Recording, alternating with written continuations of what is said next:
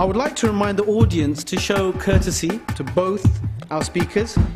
In particular, this means that no shoes can be thrown at them. However, as Hamza does boxing training, I'm confident he could show George W. Bush a thing or two when it comes to dodging any oncoming projectiles. Hamza is such a fine speaker. You might enjoy listening to Hamza for an eternity. I think Hamza would enjoy listening to Hamza for an eternity. I'm just getting my own back for the little quip about my being easy, but then I live in Soho, so I am easy. Well, that's cheap. It's probably as cheap as the wine that you've been referring to all day. I mean, okay, that's okay. Well, thank you. You're arguing my point. Let me just argue it for you too. Yeah, but let me make.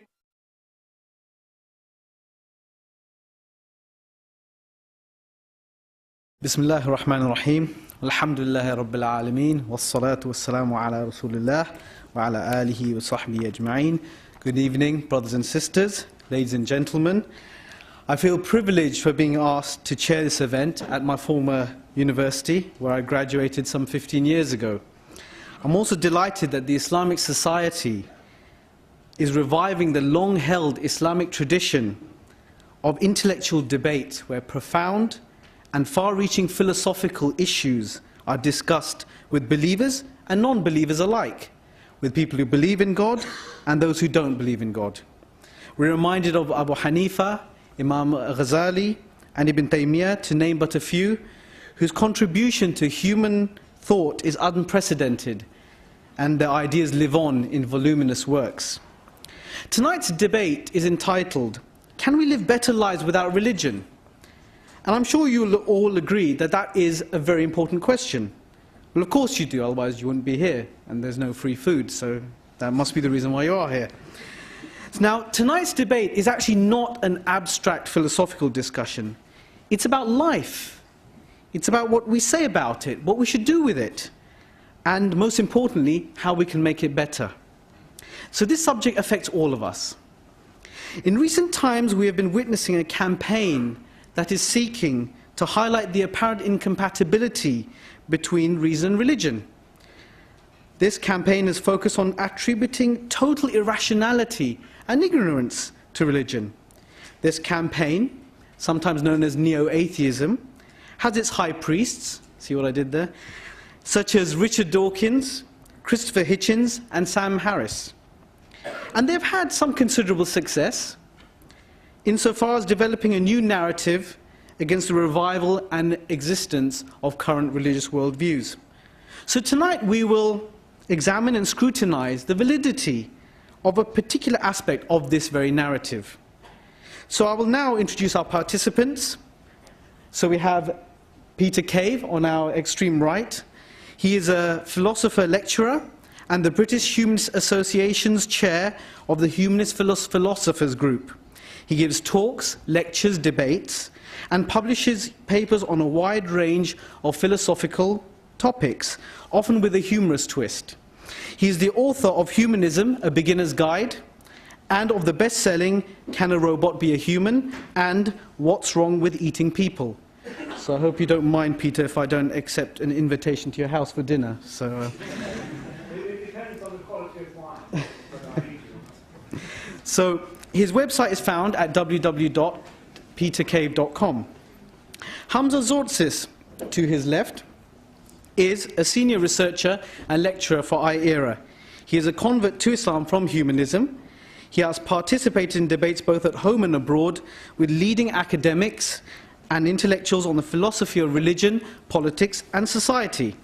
He delivers lectures across the world to articulate and has also shed much-needed light on Islam and its way of life. He runs the blog, which is www.hamzatzortzis.blogspot.com, and I'm not going to bother spelling that out, so you can see that later. Oh, and by the way, he's Greek, which is always nice. Now, before I ask Hamza to begin his opening presentation, I would like to set some ground rules and give you the format of tonight. So each speaker will speak for 25 to 30 minutes maximum.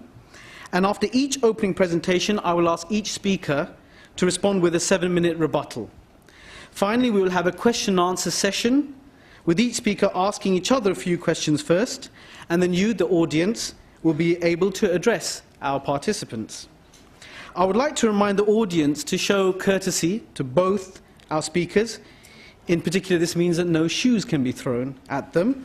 However, as Hamza does boxing training, I'm confident he could show George W. Bush a thing or two when it comes to dodging any oncoming projectiles. I would also request that all mobile phones are switched off or they are put on silent mode.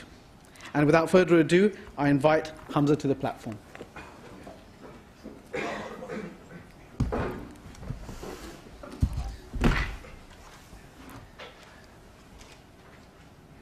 I'm going to start, as Muslims do, with the name of God.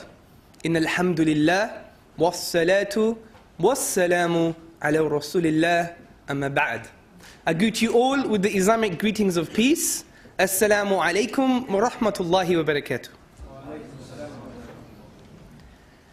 One of the prophets of neo-atheism, Christopher Hitchens, in his bestseller, God is Not Great, wrote the following words. He said, "As I write these words, and as you read them, people of faith are in the different ways planning your and my destruction, and the destruction of all the hard-won human attainments that I have touched upon.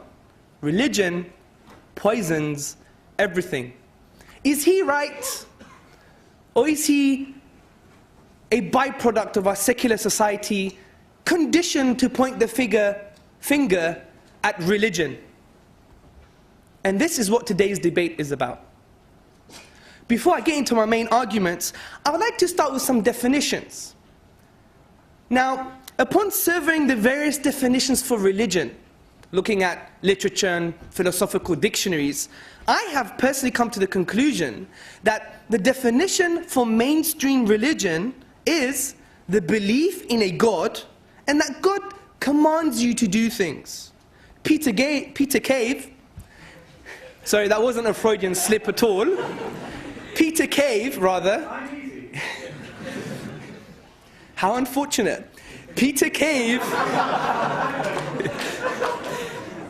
I'm running out of time.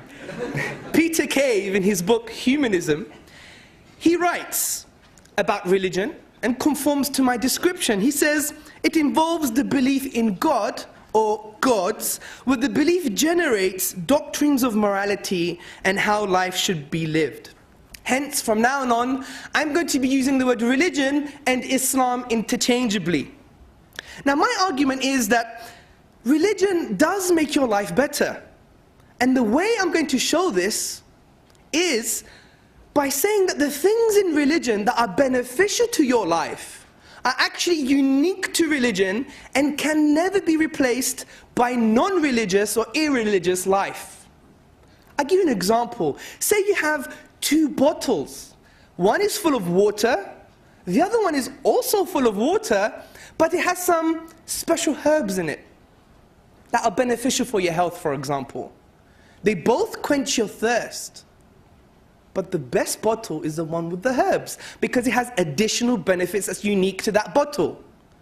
I would argue religion, and specifically Islam, is exactly that.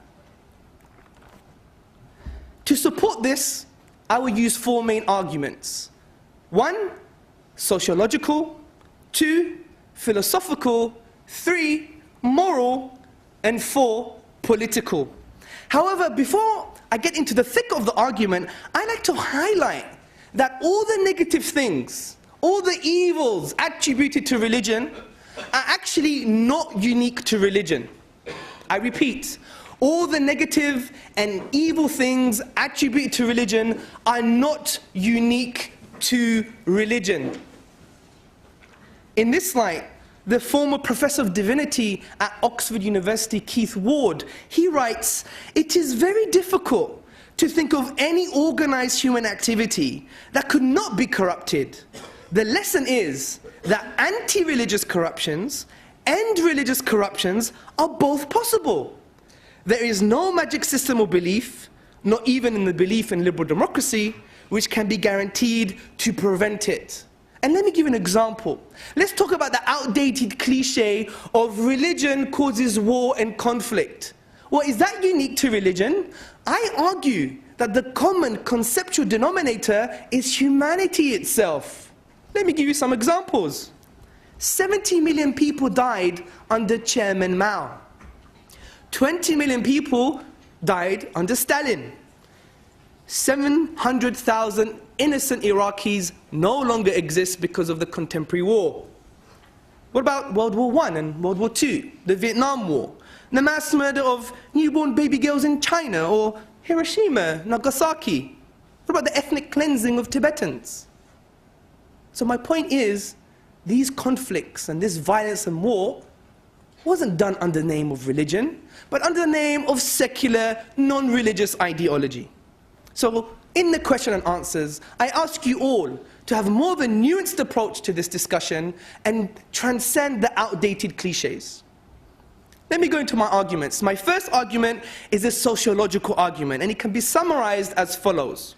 Religion makes your life better in contrast to a lack of religion because it has been shown to facilitate better mental health, better physical health, lower levels of crime, higher levels of happiness, and higher levels of altruism and philanthropic activity.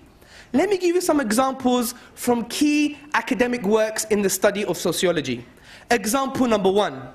In the Handbook of Religion and Health, edited by Harold Koenig, Michael McCullough, and David Larson, they reviewed 2,000 published experiments designed to test the relationship between religion and various medical conditions. The overall results were that people of religion live longer, they have physically healthier lives, young people have lower levels, significantly lower levels of drug and alcohol abuse, lower levels of criminal delinquency, and attempted suicide. A positive correlation. Example number 2. The Gallup survey on religion in America concluded that people who agree that God is very important to their lives are twice as likely to report being very happy, in contrast to those who said God is not important to their lives. And the National Opinion Research Center reported exactly the same conclusions. Example number 3.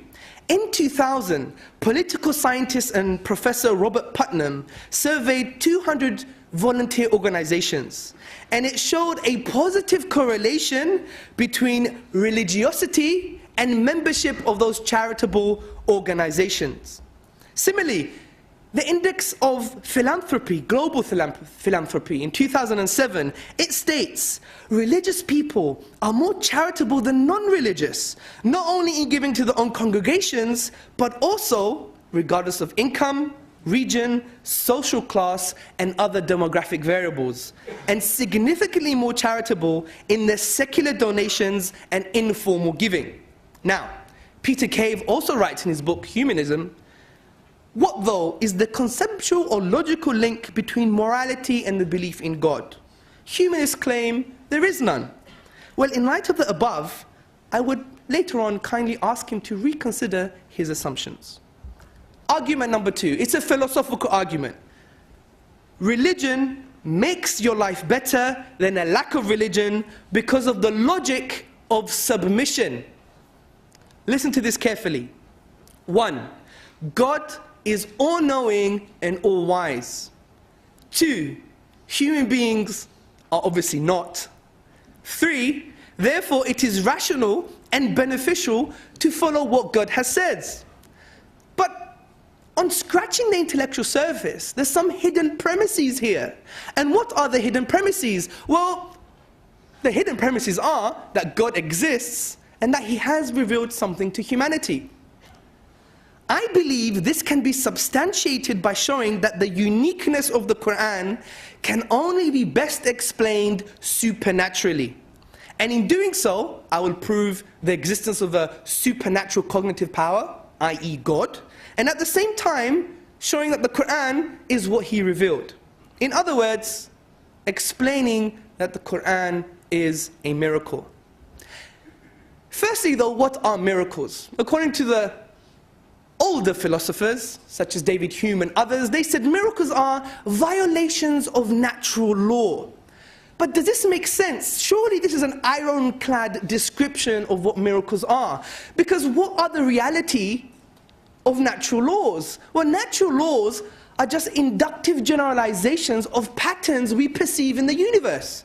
Now, if something breaks that pattern, does it mean it's a miracle? No, I think that's incoherent. I would argue, well, maybe it was part of the pattern. So we have to miraculously rediscover a coherent meaning for the word miracle. And I would argue that the best description for a miracle are acts of impossibilities. So we have to search for supernatural explanation. In the words of the philosopher William Lane Craig, he says, miracles are events that lie outside the productive capacity of nature. So in this way, we have to look for non-natural explanations.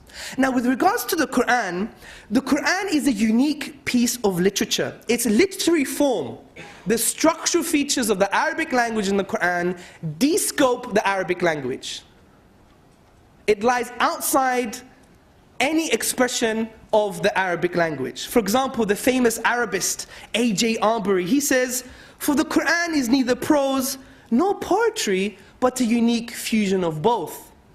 Similarly, the professor and Arabist Hamilton Gibb, he says, as a result of humanity not being able to challenge or emulate this unique literary form and structure, concludes the following. He says, the Meccans, the people at the time of revelation 1400 years ago, still demanded of him a miracle, and with remarkable boldness and self-confidence, Muhammad appealed as a supreme confirmation of his mission to the Quran itself.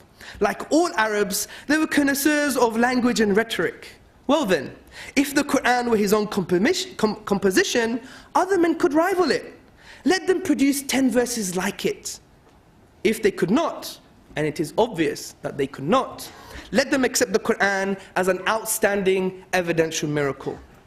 So since all the finite letters and the finite words and the finite grammatical rules in the Arabic language have been exhausted, and we cannot produce the form of the Quran, the literary form and structure of the Quran, then surely we need to be looking for supernatural explanations. So let's go back to our definition.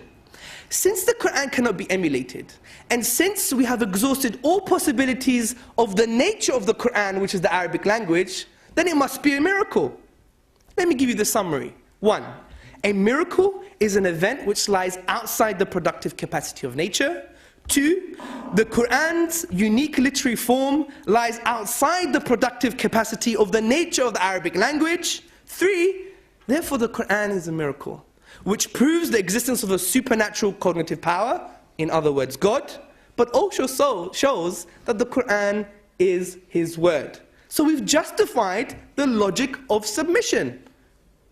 1. God is all-knowing, all-wise. 2. Human beings are not.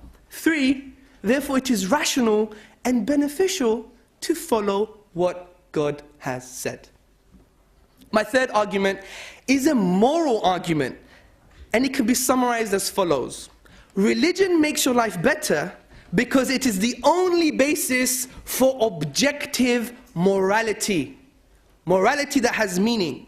The word better in our discussion today is a moral or value judgment. Something is better, something is worse, something is bad, something is good. Now, I would argue that without God, we cannot meaningfully discuss today's topic. Peter should go home. This is because the logic of submission. This is because without God, there is no objective value and objective morality. Now, this doesn't mean humanists or atheists or people of no religion do not display moral behavior. Of course they do. Peter's a great guy. As he says in his book, the overall... I'm very careful about this. Well, he did say you were easy. The overall humanist stance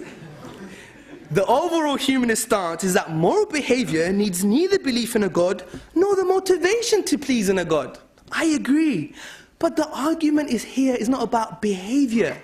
It's about moral ontology, the basis of morality. Can we say the Holocaust was objectively morally wrong, 100% wrong, regardless if the Nazis had occupied the whole world and brainwashed us? It's still objectively wrong. But you can't say this without the existence of God. Because I said, God is the only objective anchor that transcends human subjectivity. In this light, the famous Mackie, rather his name was J.L. Mackie, a professor of Oxford University, one of the most influential atheists of our time, he says, if there are objective values, they make the existence of God more probable than would have been without them. Thus, we have a defensible argument from morality to the existence of God. So, can we say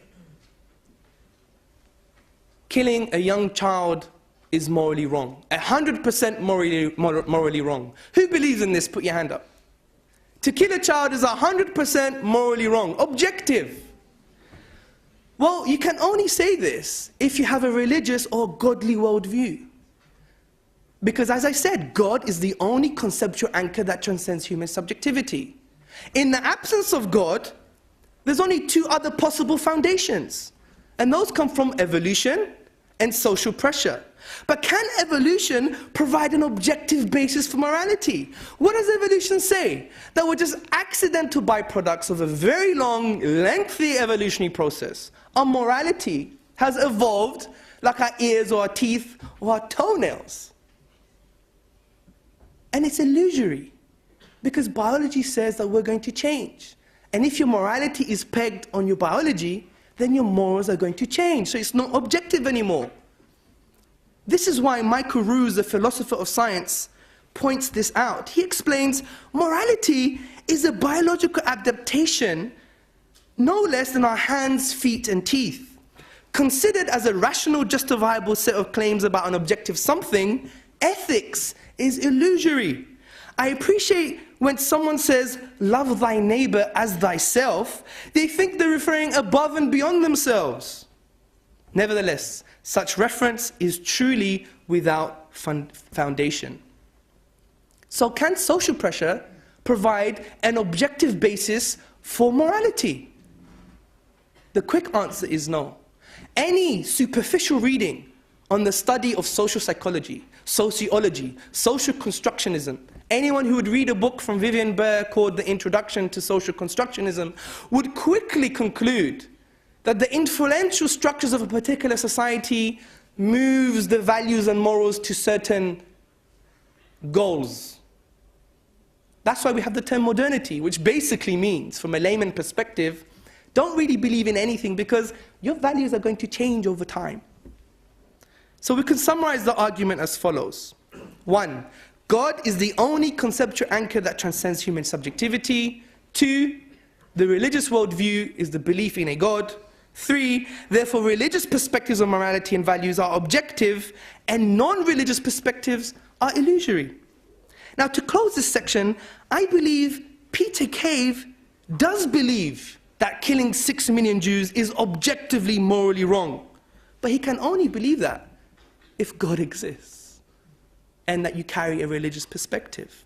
As Richard Taylor, one of the most famous ethicists, he writes, the modern age, more or less, repudiating the idea of a divine lawgiver, has nevertheless tried to retain the ideas of moral right and moral wrong, without noticing that in casting God aside, they have also abolished the meaningfulness of right and wrong as well. Argument number 4, and my final argument, is a political argument. Islam makes your life better than a lack of religion because its economic model deals with poverty and creates financial stability better than any other model, past or present.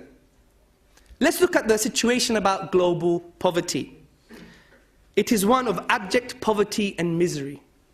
3 billion in the world live on fewer than $2 a day. 1.3 billion have no access to clean water. 3 billion have no access to sanitation, and 2 billion have no access to electricity. what does Islam have to say? I'm going to deliver the 6 major features of the Islamic economic model. The first feature, individual needs are defined. Islam carries a truthful, honest perspective on geopolitics. Individual needs are defined, and there's enough resources to deal with these individual needs. In a statement from the Prophet Muhammad, peace and blessings be upon him, said, the son of Adam, in other words humanity, has no better right than he would have a house, a piece of cloth, and a piece of bread, food, shelter, and clothing. And what this creates is a macroeconomy of dealing with the #1 economic problem of distribution, rather than the liberal, non-religious economic perspective of competition. Hence, the reason we could buy the nice cameras and look very nice as you all do today is because there has to be poor. Competition, what does it mean? Someone's going to lose out, your fellow brother. And this is why the geopolitical myth of liberal economics is damaging. There's too many needs and not enough resources. Point number 2, Islam removes interest. The Quranic injunction says, God has permitted trade and forbidden interest, because interest restricts the distribution of wealth. And when you remove interest, there's more there's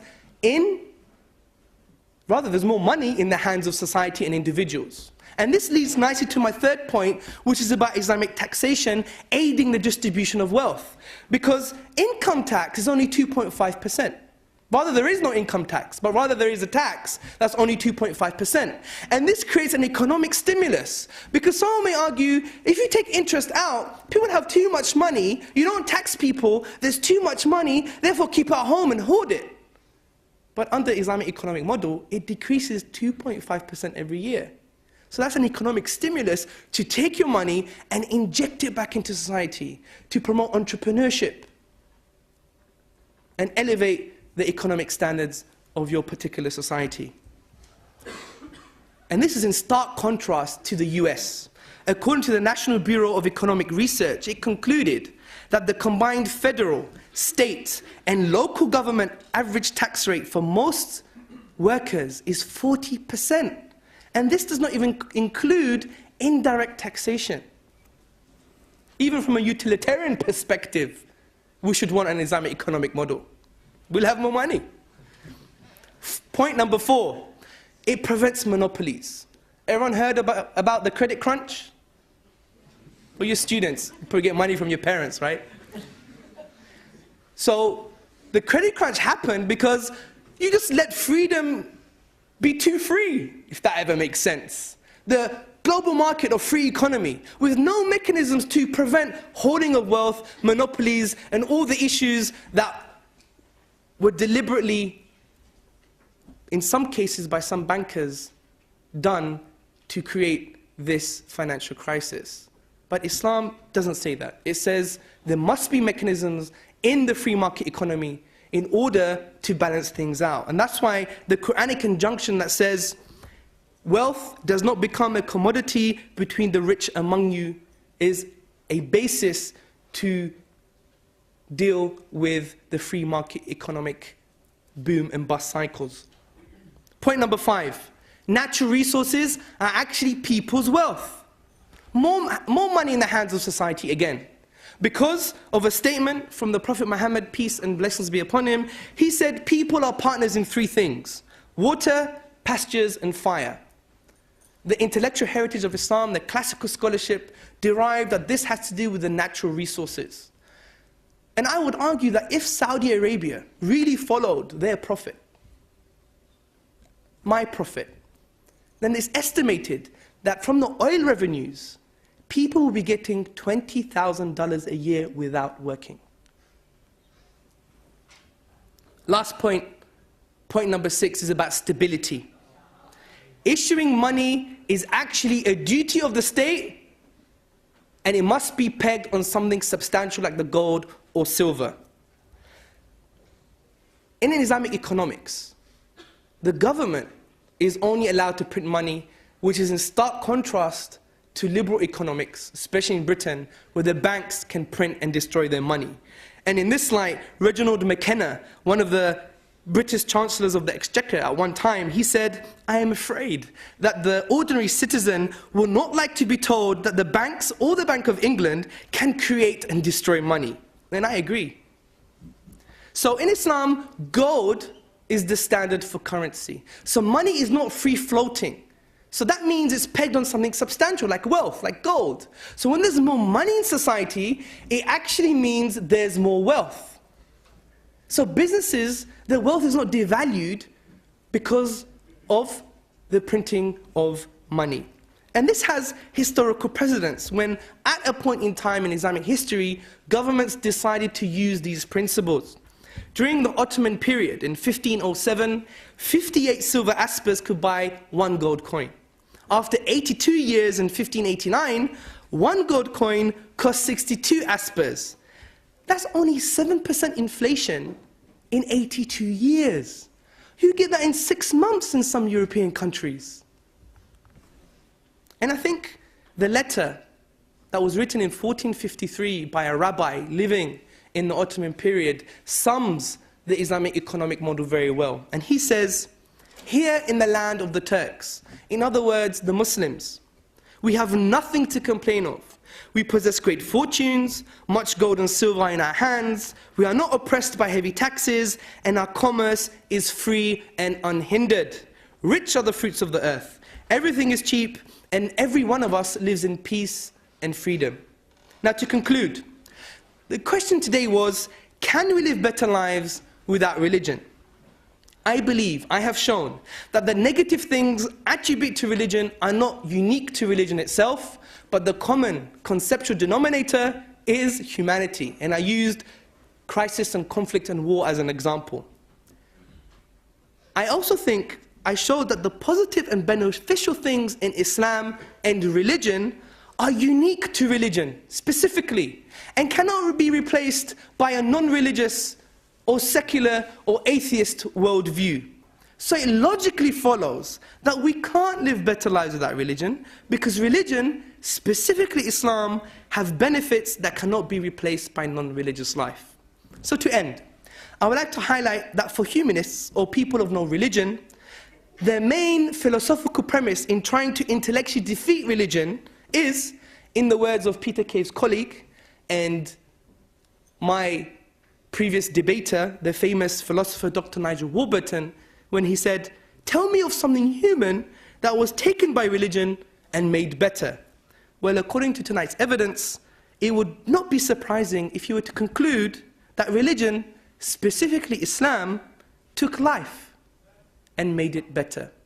This is why in the Quran, the holy book of the Muslims, it says, "O you who believe, respond to the call of God and His Messenger to that which gives you life." The implications here, if you don't respond, then maybe we're just dead people.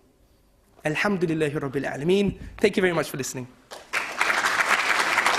Thank you very much, Hamza. I would like to now invite Peter Cave to take the podium.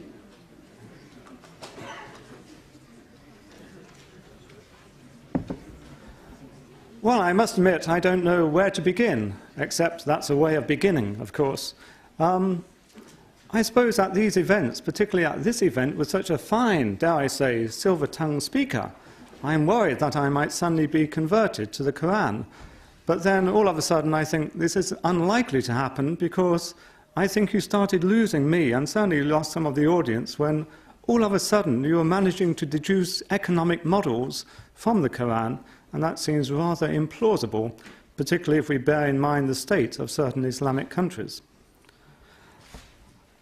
There are so many things which you said. Again, I start pondering on where to begin. You talk about how many, many people are in abject poverty and misery. Indeed, that's true. That's terribly true. At this very moment, millions of people are starving and suffering. It's amazing to me that you can accept that and yet also talk about there being an all-powerful God, who I believe for many religions is meant to be a loving God.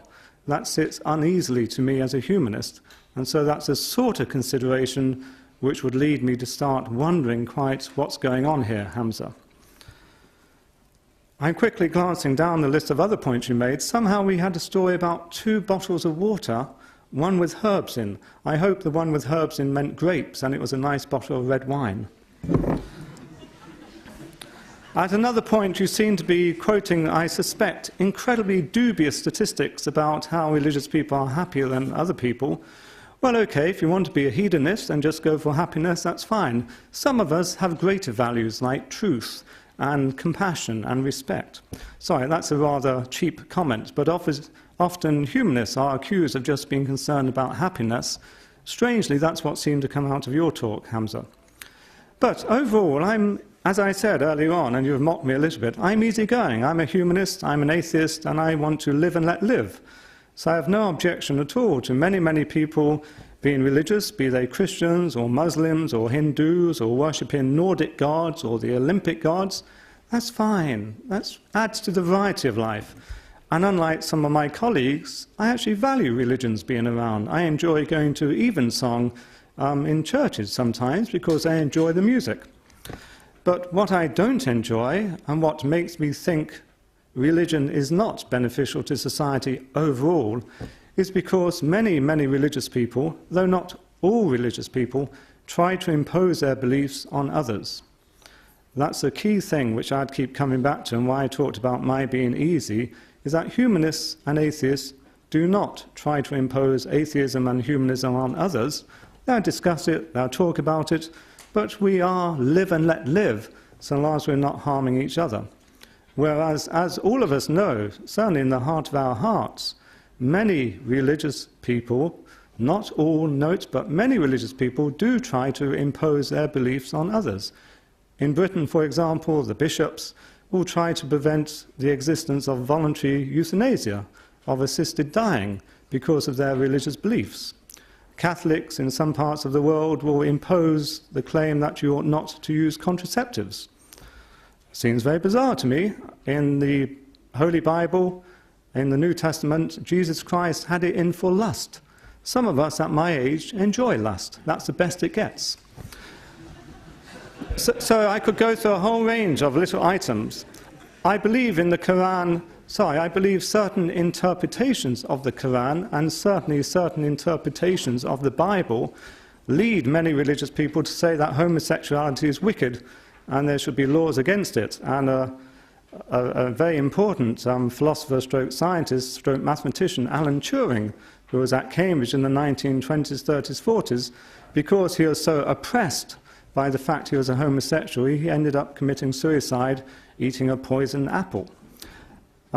Which maybe you might say that goes back to Adam and Eve, but beware the apple, so to speak. But nonetheless, there have been many, many tragic outcomes as a result of various religious beliefs. It's fair comment, though, for Hamza to say, yes, there's many tragic outcomes as a result of atheists. I don't deny that. And so if we start thinking about this, one question is to do with the empirical question, which Hamza was using a fair bit. Namely, how many deaths or harms have come about as a result of religions as opposed to as a result of atheism or humanism? I honestly think you can't work that out. I think that's a bizarre way of looking at things. For a start, who knows which religions we're talking about, whether they've been followed correctly. Of course, many religious believers would think society would be much better if there was no lusting in the heart, or if there was no homosexuality, whereas humanists would think that's fine. Overall, then, we're not going to be able to measure the harms or the non-harms in that way. So the empirical question doesn't really get me going, because I don't think there is any clear way of establishing whether belief in religion is more likely to generate a flourishing society or not. Where my concern is with regard to far more important issues, which I think, dare I say, Hamza, religion is found wanting. The debate, of course, is meant to be about religion, though I notice that Hamza, I strangely get the impression that he thinks the only true religion is Islam. I'm not sure if it's meant to be the Sunni version, or the Sharia version, or many other versions, no doubt, which is always a problem for any religious believer. Namely, you have different makes. In Christianity, as you know, we have Catholics, we have Church of England, we have Lutherans, we have Quakers. There's a whole range, and they disagree at times. What's also fascinating with regard to any particular religion, and any particular make of any particular religion, and any particular model of that make, it sounds like a Volvo car, you know, sort of different models of different makes. but home in, focus on one particular model or one particular make, and you'll realize that there's many disagreements. The obvious disagreements tend to concern sex, which is always of interest to some of us, but they tend to concern sex with regard to homosexuality, contraception, premarital sex, and so on. And as I said, as a humanist, I really don't mind if groups of people actually do not want to engage in homosexual activities or do not want to engage in premarital sex. My concern is when they start oppressing other people with regard to their lives. That's the main concern which I have. I did bring along, not merely to show that I have some big books at home, but I did bring along some books. I believe the Quran is a very important sacred text to many people here, and I assume so to Hamza, as he told me, I think that this is the word of God, of Allah. That type of thought worries me hugely, and I'll say why in more detail in a moment, but it means, it seems to me, that you have to go to the Quran to check out where the truth is. Yeah? That worries me, because surely you should look around the world to see where the truth is, rather than thinking, in a book or books written many, many years ago under dubious circumstances, somehow they've got to capture the truth. That reminds me of another thought, which came about when Hamza was talking. He implied, maybe rightly, that humanists, that atheists change their values over the centuries. Do remember how interpretations of this book get changed over the centuries and between different groups. So the idea that there's some fixed morality here is a bit of a myth, because as we know, many, many religious people over many, many centuries have actually changed their mind about where the morality is, about the interpretations of books such as this one. I have no objection to this book. It's a book, it's written by a man, no doubt, or men, maybe women, but that's unlikely, seeing I think the book says men are superior to women, which again might be something which you're now changing. I can quote you if you want, but some of you who disagree with that will doubtless say it's a mistranslation or misinterpretation, so I won't go along that route. All I have to do is place my cards on the table with regard to saying that eminent Muslim scholars argue about what the truth is inside this book. It is therefore not a reliable source of morality. It is not a secure indicator. Were it to be so, you wouldn't all be arguing about exactly what it meant. Were Allah to be great, he could surely speak more clearly. Another holy book is, of course, the Holy Bible. The Old Testament, very fond of by the Jews, the New Testament by the Christians. Again, there's some agreements between this book and this book. I only happen to have a bigger book here because I happen to have a Christian background, although I'm an atheist, and I could get the sympathy vote by saying when my mother was in her twilight years, even though I'm an atheist, I happily bought her a big print Bible because she was a Christian. Once again, that manifests the fact, though, that as a humanist and atheist, we don't object to people having Christian beliefs or Muslim beliefs. Our objection is when it leads to further complications in society, which is a very important point. So once again, we are easygoing, we like to be courteous, we don't want to be offensive, though we get very, very upset by the fact that some Muslims can get very offended by little cartoons of Muhammad, and yet we atheists, we're not meant to get offended when we are told, hey, if you don't believe in Allah, you might go to hell, which occurs in some of the passages in the Quran. But again, we're easygoing, you made that mistake. We won't go to hell because there is no hell, but nor is there heaven, I'm afraid. In fact, I was pleased about that, but that's another story. So I've given two religious books. I could, of course, give scriptures to do with Hindu, to do with Buddhism and so on. Here's one to do with Taoism. There's some fine passages in here. I'm amazed that Hamza thinks only the Quran has got some fine writing inside it. There's fine writing inside Shakespeare, inside the Bible. I won't go as far as to say inside my books, but my books have some quips. And I'm very pleased at Hamza at mentioning them so often, because it might mean you might buy one or two, then that means I get 50p, or maybe £1. And times are hard, so every 50p counts. And if you want more jokes, there's always, can a robot be human? Oh, I better not go through the list. But I've wanted also to bring some other books. Here's another great book, Plato's Dialogues. Many, many non-believers, many atheists, and many religious believers dip into this book. They find interesting arguments. Yes, and there are many interesting arguments. They find some of the passages wonderfully written, and there are many wonderfully written passages.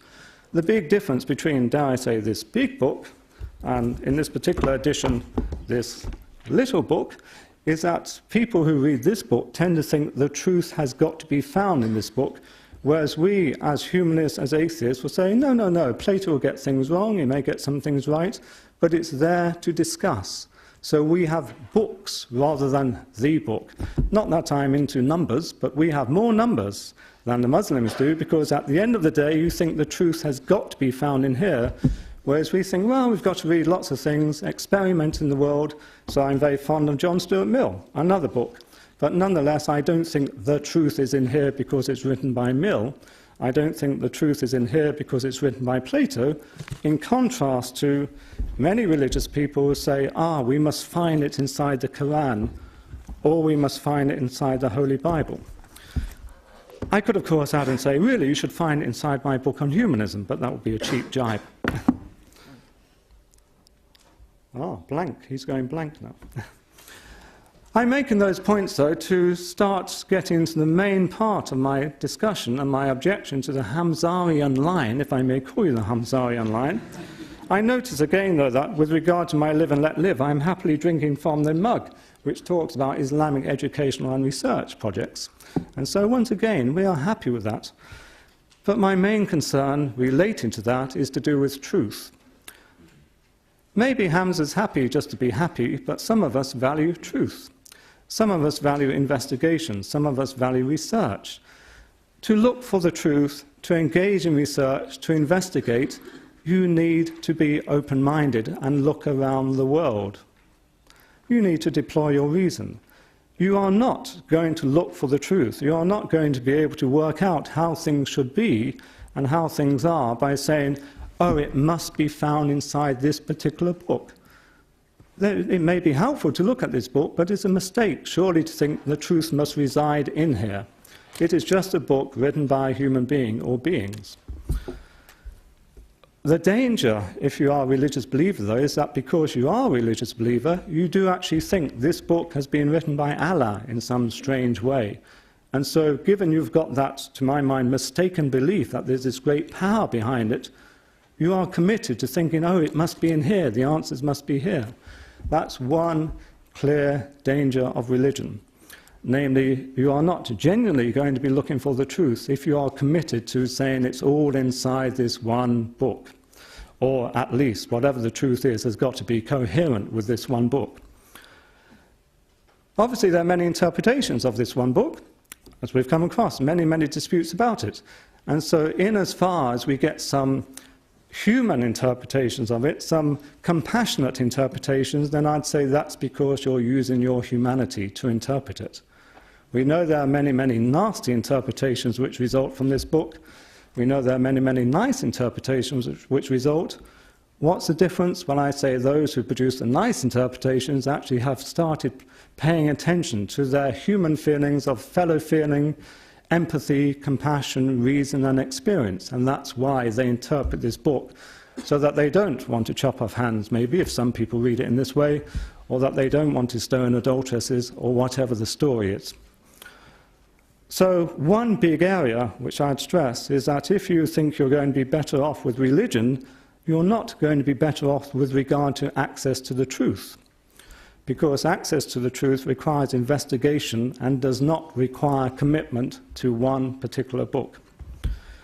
Before, Hamza would doubtless say to me, we have lots of other books too, but I believe from Hamza, he said it himself, these are the words of God, of Allah, and so presumably it all comes back down to this. And I gather, but I haven't read it in detail, I haven't read it much at all, but I gather, I suspect many of you haven't read it much at all, to be honest, but I gather there are many nasty things in there, but you, of course, try to rewrite it in a different way, now that you are more humane. I'm not sure why I talk about you, as I'm sure only a few of you are Muslims, but I make the same comments, exactly the same comments with regard to the Bible. There are many nasty things in here. Christ, in fact, had it in for animals because he cast the devils into a herd of pigs and sent them flying off the edge of a cliff. Not too good for the pigs, I feel. So if you're interested in animal rights and so on, then I wouldn't be a Christian. Also, I noticed I was at a debate the other week that he wasn't too keen on the fig tree. He was looking at a fig tree and it didn't have any figs on it. It probably wasn't in season, so he withered it. Poor fig tree, just like that. These things worry me.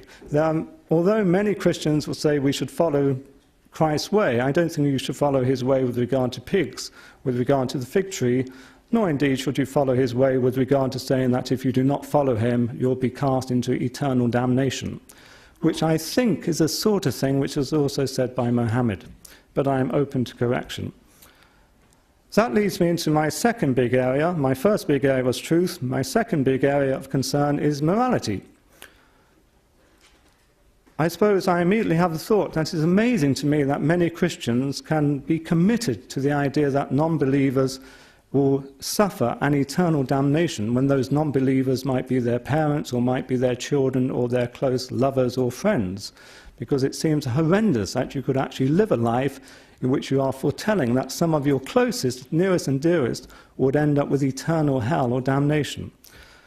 I don't know, again, what the particular stance is of Muslims about hell and damnation. I'm sure there's many disagreements. I'm often amazed by how Christians and Muslims, some of them seem to know what's going to happen in the afterlife with such detail, when, of course, from my viewpoint, there is no afterlife, but even if you believe there is one, presumably you haven't really got the foggiest what it would be like. I suspect it would be rather tedious, sort of going through these lectures time and time again, but you never know. Hamza is such a fine speaker, you might enjoy listening to Hamza for an eternity. I think Hamza would enjoy listening to Hamza for an eternity. I'm just getting my own back for the little quip about my being easy, but then I live in Soho, so I am easy. Returning to the second point, the first point was true, second point was to do with morality. Returning to the morality issue, yes, Hamza is perfectly right. You're bound to be right by mistake sometimes. Hamza is perfectly right that I really think there are some objective moral truths. For example, it was objectively morally wrong to kill however many millions of Jews or Poles were killed during the Second World War. Full stop. I'm not sure if this is going to be a good example, but if I just started for the sheer fun of it to stick pins in Hamza against his will, or to start slicing off bits of his ears against his will, or to start chopping off his fingers or pulling his fingernails. Hold on, if I chopped off the fingers, pulling the fingernails isn't very relevant, but if I pulled off the fingernails first, then chopped off the fingers. I started doing lots of nasty things to Hamza for the sheer fun of it, and I hasten to say against his will. He hasn't paid me to do it because he has a particular fetish. I haven't asked you about your fetishes yet. But suppose I were to be doing that, I would say that I was just doing something morally wrong, full stop. That's a particular case in which something is morally wrong, full stop. And I suspect all of you here, whatever your feelings about Hamza, you'd agree. I ought not to harm somebody for the sheer fun of it against their will. Isn't that true? That surely is true. Humanists can recognize that truth. I suspect most religious people can recognize that truth as well. Why is that an amazing truth? Well, it's not an amazing truth. Human beings are such that they can spot that moral truth, full stop, just as human beings are such that they can spot many mathematical truths. Human beings have evolved in such a way that they can see grass as being green. They can count the number of people inside a room. That doesn't mean the number of people inside a room hangs on their evolutionary powers. It doesn't mean that grass being green hangs on the evolution of human beings. All it means is that human beings have evolved in such a way that they can perceive these things about grass or about trees or about planets or whatever. And another thing we can perceive is a set of certain moral truths. I'm very wary at having big general moral principles. I know some religious people and some humanists and atheists like big general moral principles, but I think they're normally very shallow. They normally have so many caveats. I much prefer looking at particular cases and seeing where the truth lies. Hence I gave you that particular case with Hamza. I noticed there wasn't much support for you, Hamza, when I was talking about pulling off your fingernails and so on. I thought they'd all be shouting, no, no, don't do that to our Hamza. But never mind. Perhaps there are exceptions even to that simple example. Why I have it in a little bit for general moral principles is, I suspect many of you might well believe, oh, everyone has a right to life. But that doesn't mean much, does it? That doesn't actually affect your behavior much if it doesn't follow that therefore everyone has a right to the means to life. I suspect all of us here have many luxuries which we don't at all need in order to live, and yet we prefer having our luxuries towards helping many people in other countries who are really starving and under great pain and stress in abject poverty. Somewhere along the line we compromise, somewhere along the line we say, oh well, I'd rather have my DVD player or I'd rather have a holiday than actually help somebody whose life is on the line. That applies to humanists, to atheists, as much as to Muslims, as much as it is to Christians. I'm merely making the point that to say, oh well, we're a religious believer, or I'm a humanist, I think everyone has a right to life, is pretty vacuous, it's pretty empty when we don't do much about it. Yeah? All of us, to reiterate, at times think we much rather have various frills, various luxuries, various privileges, rather than helping people whose life is at stake. So we don't really think the right to life is paramount. If we did, we'd be changing our behavior. This applies, as I said, to non-believers and believers alike. I'm merely making the point that to say, hey, we've got these big moral principles from religion, they don't count for much if it doesn't affect your behavior much. Furthermore, with regard to the morality issue, and then I'll go on to my third point, then I'll end. With regard to the morality issue, it's strange how many religious believers think there can only be moral or ethical principles if there is a divine lawgiver. But surely, why you should be doing what is morally right in the interests of the person whom you're trying to help? You ought not to be doing it because God tells you to do it. You ought not to be doing it as a means of getting to heaven. If you are truly morally concerned, as I'm sure many of you, perhaps all of you are, what you are really doing is you are helping somebody for their sake, not being motivated towards getting to heaven or pleasing Allah or whatever the story is. Furthermore, there's a famous argument which Hamza hasn't mentioned, but it's a bit iffy as an argument, but you can always ask, why does God command what he commands? If he just commands anything which crosses his mind, so to speak, then why count it as being good? If, on the other hand, he only commands what is good, then already the existence of good is independent of God's commands. In other words, you've got the same problems with morality if you just say it comes down from God as you have if you say it comes from humankind. There still is the issue about what makes good good, and that's as difficult for God, so to speak, as for us. Time is getting on. I'm sure we're all getting bored, and for some of us, of course, that means we want to go off and have a drink, but maybe this doesn't apply to all of you. There hasn't the E just been over or something? Yes, vaguely. I heard some story about a whole restaurant was filled with people, filled with Muslims last night, eating away eagerly. But my third point, though, is to do meaning. Many religious believers somehow think their lives cannot have meaning without their belief in God or Allah. I believe that's true. Many religious believers say, yeah, you know, what gives meaning to my life is my children or my job or my work, but nonetheless, what's the point of it all unless I have eternal life of some format or other with God? I think that's a dreadful idea because, A, it's intellectually dubious, because if it really is a case that something can only have meaning if it refers to something outside of itself, then that would have to apply to God as well. If you say, what's the point of it all, then you can ask that question of God or Allah. What's the point of God? What's the point of Allah? If you think, well, somewhere along the line things don't have to have points, it's just valuable in themselves, then that can apply to humanity. I was reminded a little earlier on about how Tony Hancock had inside one of his sketches the idea on his gravestone, he came, he went, in between, nothing. Well, maybe that describes some of our lives, such as mine, but nonetheless I think many, many people do find meanings to their lives with regard to their children or their projects, gardening or writing or artistry or such, and that just is meaningful, full stop. It's a mistake to think that meaning can only come about through religious belief, through in particular thinking you're going to have eternal life. If this life somehow lacks meaning, then I assure you an eternal life would also lack meaning. Arguably it will be worse, as it will be boring. Mind you, you may think that's happening at the moment, but I hope it's not too bad. So let me just summarize then. I actually feel Hamza gave a very, very excellent silver-tongued speech, but he ran through lots and lots of issues, many of which were incredibly iffy with regard to the economic models and so on. Who knows what Islam is meant to say about economics? Who knows what Christianity is meant to say about economics?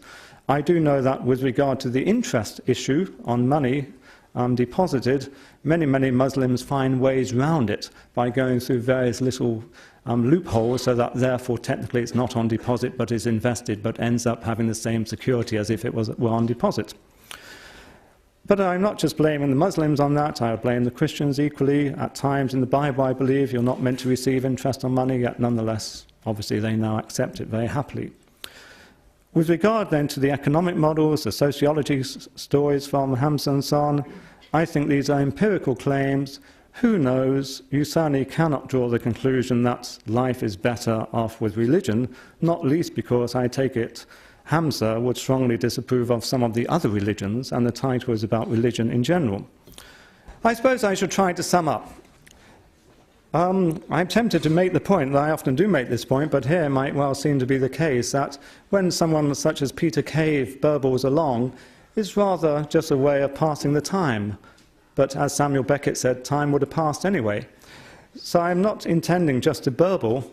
I am intending to make three very serious points, despite, dare I say, the iffiness of some of Hamza's comments, the three deep, serious points which I really would want you to think about is, if you are concerned with truth, if you are concerned with investigating how the world goes and how it should go, you ought not to think the answers must rest inside one particular book. In the case of many people here, the Quran, or in the case of a few people here, the Bible. These books may be of interest to look at. Some of the words are very fine, some of the words are pretty nasty, but nonetheless, you will not find the truth in one book. It's bizarre to think one book written many, many years ago, many centuries ago, under strange conditions, somehow is going to give the truth about these matters. That is not in line with your reason and your experience. So I would urge that as being the first main point. The second main point is similarly with regard to morality. If you base your morality in God, in belief in God, then for a start it's dangerous, because if you lose your belief in God, you may think anything goes. And often atheists and humanists are accused of that, but that's a mistake. If you cease believing in God, or if you never have believed in God, nonetheless, being human beings, you have a sense of compassion, a sense of fellow feeling, a sense of reason, of evidence, of fairness. Think of young children. They straight away seem to have an idea of it's fair or it's not fair. That's just the way we are built. Thirdly, the meaning of life issue. Many religious believers somehow think this world isn't good enough. We have got to go beyond it in order to find meanings to our lives. A, there isn't a beyond, but B, this world is good enough, and so I hope not many of us are in the Tony Hancock position of just thinking he came, he went, in between nothing. Or there's another Samuel Beckett line, which maybe applies to me. One participant, Club, says to Ham, "Do you believe in the life to come?" And Ham replies, "All my life's been a life to come," wearily. But nonetheless, I'm sure many of you can have meaningful lives, but they don't become meaningful because of a mistaken belief in an eternal life. If this life cannot have meaning for you, then an eternity of life won't have meaning for you either. So my conclusion then is really, let's have an enjoyable debate, and let me persuade you to then have a glass of wine afterwards, but maybe that won't go down well. Thank you.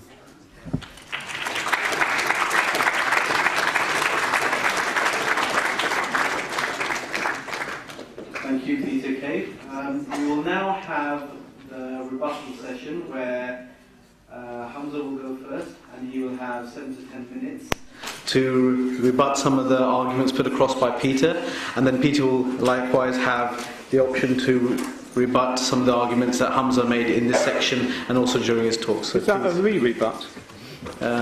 Maybe another level of rebut. Re-squared, but re-squared, but yeah. I'm a mathematician, so that's how it works for me. Okay, I don't have much time. I'd like to thank Peter Cave for being...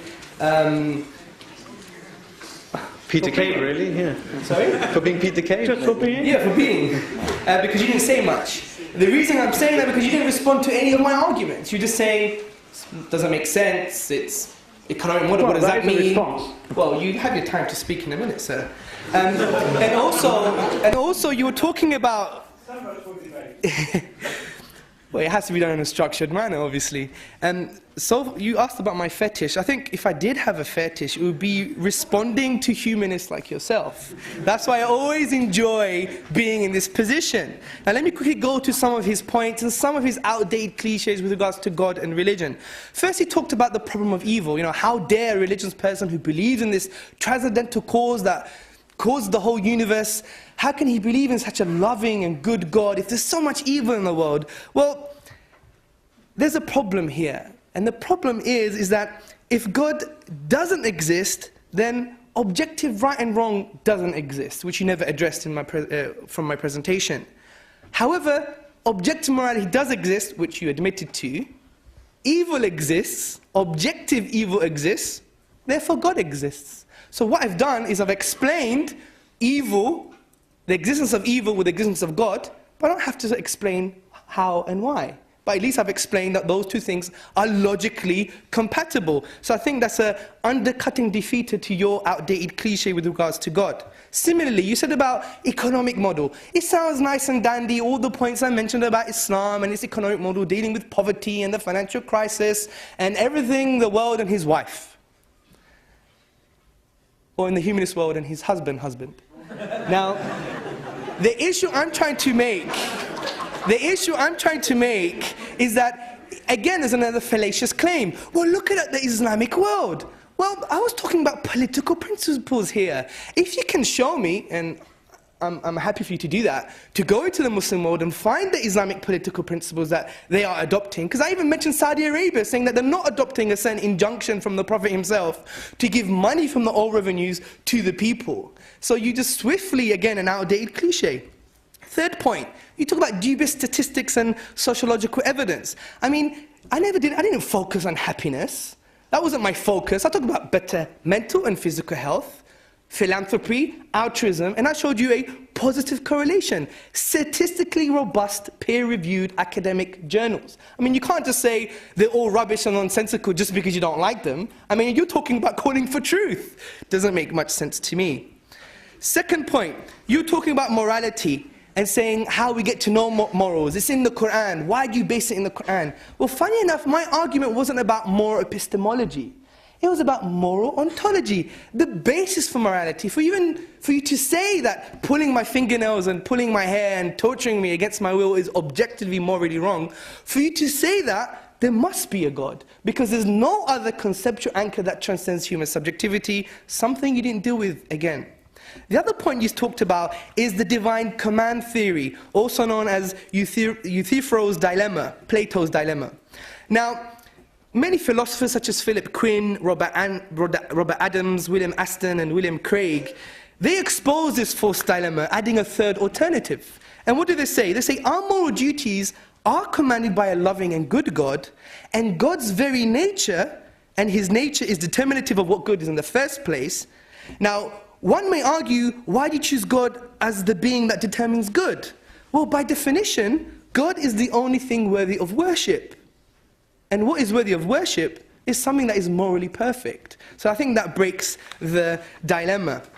The other point you made about voluntary euthanasia and homosexuality, again, value claims and moral judgments about certain things. You presume them as if they're objective in nature in the humanistic perspective, which there's even difference of opinion amongst humanists and atheist scholars with regards to euthanasia and things like abortion and other things like homosexuality. And I would argue, where is your standard?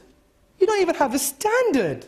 How can you come here and just say these things are right and wrong when you don't even have a standard? I'm telling you, without God, your morality is meaningless. It's ephemeral. It's like the lion when he rips the blood, he rips the neck of a deer and drinks its blood. We don't say, hey, that lion is acting immorally. No, it's not murder. He's following his instincts. And what does evolution say? The basis for your morality. What does it say? It says we're just animals. And if you think human beings are something special, then you're talking about speciesism, the unjustified bias for a certain particular species, which is unjustified. And evolution does say we're just matter or animals, and if that's the case, then it doesn't really matter, does it? So, the other points you made about the Quran. The truth is just in the Quran, so we're blind faith. It's quite funny because the Quran is probably, in my opinion, the only religious book that points to the outside world. Have you not seen the things in the creation, the heavens and the earth? Ponder, reflect. Yatafakkarun in Arabic, those who reflect, has a deep meaning. You're not just a desert romantic touching the sand and looking at the stars. Rather, this word means the thing that you're reflecting upon, inquire about its implications. This is why there's an unprecedented history when Islamic governance was in place of progress. That's why the historian P.S. Butler, he said, no historical student of the culture of Western Europe can ever reconstruct for himself the intellectual values of the latter Middle Ages unless he possesses a vivid awareness of Islam looming in the background. John W. Draper, in his book, The Intellectual Development of Europe, I have to deplore the systematic manner in which the literature, I've ripped the page to give, there it is, the rest of it. The systematic manner of the literature of Europe has continued to put out of sight our obligations to the Mohammedans, i.e. the Muslims. Surely they cannot be no longer hidden. And many of these books that he was showing, the philosophical works, if it wasn't for the Muslims who preserved them and translated them for Western Europe, you would never be reading them today. My next point, you talked about heaven and hell, and why would God send people to heaven and hell if they just don't believe? Well, in the Islamic tradition, it's not that you just don't believe. You have to be an active rejecter. So proof has to come to you, whatever proof constitutes for you, and you have to reject it.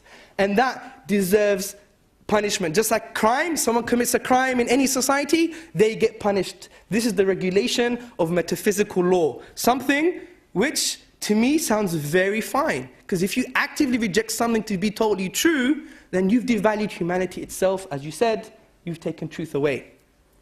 Next point, you talked about the punishments and stoning and cutting the hand of the thief. Well, you've presumed an individualistic philosophy on crime and punishment. I don't have to accept your philosophy in order to make value judgments about punishments, because Islam doesn't view things from an individualistic premise. As the feminist philosopher, yes, I'm a Muslim and I'm quoting a feminist, the feminist philosopher Marilyn Friedman, she says, individualism is you're viewing the self, the individual, as an abstract entity divorced from social obligations.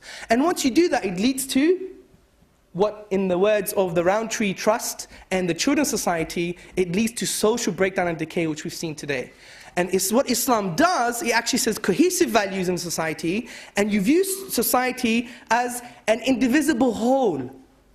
So sometimes you have to have suitably harsh punishments to rectify the problems that we can't find the solutions even in the contemporary world today.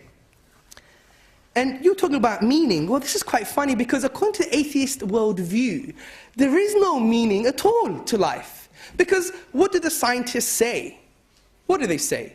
They say basically that there's going to be a heat death. The universe is going to die. The sun is going to burn us out eventually. So we're on the Titanic. We're on a sinking ship. So you're saying to me, shake the hand of the old lady, or give someone a glass of wine and maybe reshuffle the deck chairs on the sinking ship. But it doesn't really make sense, because it's just a sinking ship.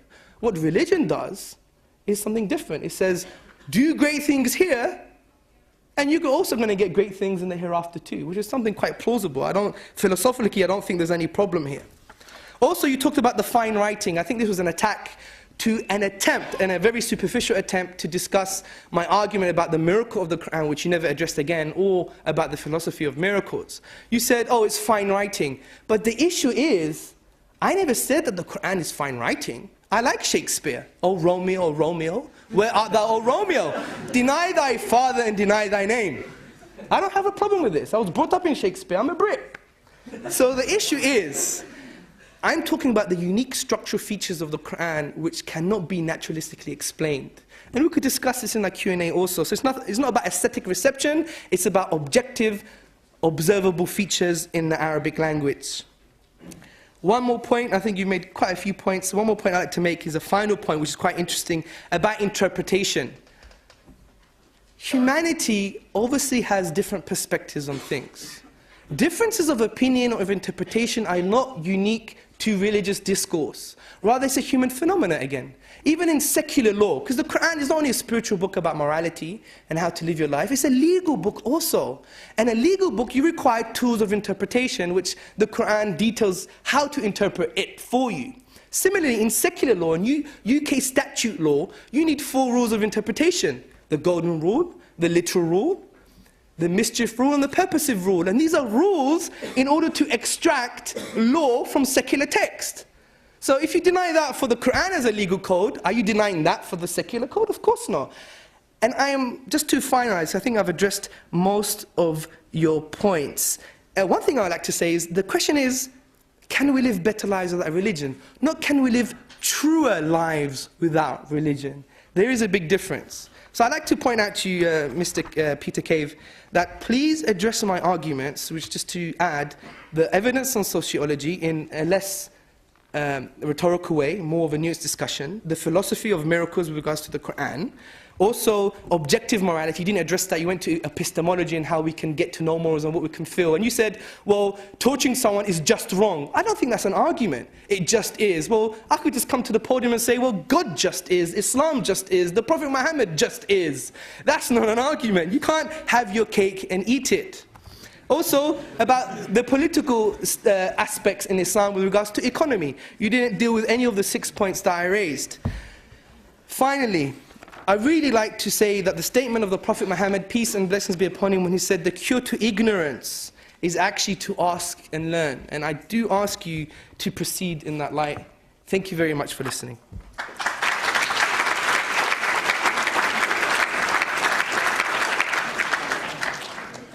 Peter Cave, you now have 7 to 10 minutes to rebut the rebuttal, I guess.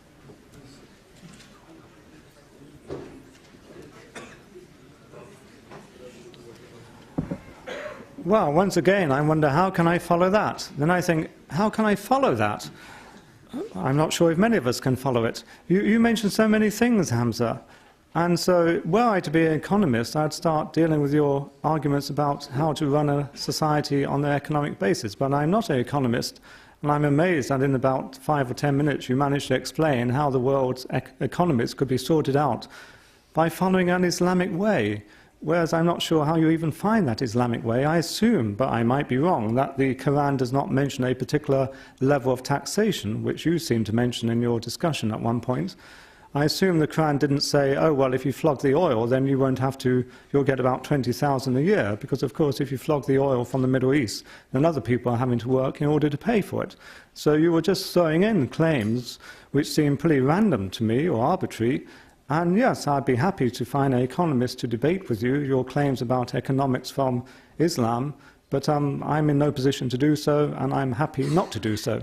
Because I thought we were really looking at the deeper questions about religion, namely about how it is better to live or not with regard to religious values. I suppose I still am baffled by how you very casually say, with regard to morality, the standard is God. What does that mean? You criticize me for saying that there are some objective moral truths, such as not, I'm not so sure about this one now, not sticking pins in you against your will and so on, Hamza. But nonetheless, what does it mean to say God is the standard? That's a pretty empty comment unless you can draw conclusions about what that standard is. And as we have all agreed, it seems, that if you try to draw conclusions about what that standard is, you get radically different answers because you get different interpretations. In other words, it does not help your understanding of morality to say, oh, well, God sets a standard and you're an atheist, so you haven't got that standard. That's utterly pointless to say that, because if you read the Quran, if you read the Bible, serious scholars who do these things, they draw radically different morals with regard to the ones I mentioned, with regard to premarital sex, with regard to lusting, with regard to contraception, with regard to euthanasia, with regard to abortion. So it doesn't help, I repeat, to say the standard is God, unless you can say more about what that God standard is. In fact, you seem very interested, going back to the economics, to return us to the gold standard. I would have thought you would be keen to press the God standard. But I suppose you are. But your God standard doesn't help because we don't know what to draw conclusions from with regard to it. It's an interesting fact, though, that people who do interpret the Quran in different ways, people who do interpret the Bible in different ways and other religious texts, well, which ones do we go for? I would recommend, as a humanist, we go for those which cohere most with the idea of live and let live, encourage people to have flourishing lives, don't oppress people. Many religious believers, as I've said, do end up trying to impress and indeed oppress non-believers, and that's a big concern with regard to how a society should be run. And so that's why I'd strongly recommend, and I do recommend, a neutral state, a society which is not atheistic, but is not Islam, is not Christian either. It is a state which is neutral in the sense that it is not committed to one particular religion or non-religion. It holds the ring. I talk about the state as a ringmaster rather than a conductor. If the state is a religious conductor, it expects you, dare I say, to sing from the same hymn sheet. The sort of state which humanists, atheists, tend to prefer is a sort of state which is neutral on that issue. It's more like a ringmaster. It has certain very basic values which are there enshrined such that people can lead flourishing lives without oppressing others. That is not the sort of society which you find in Iran. That is not the sort of society you find in Saudi Arabia.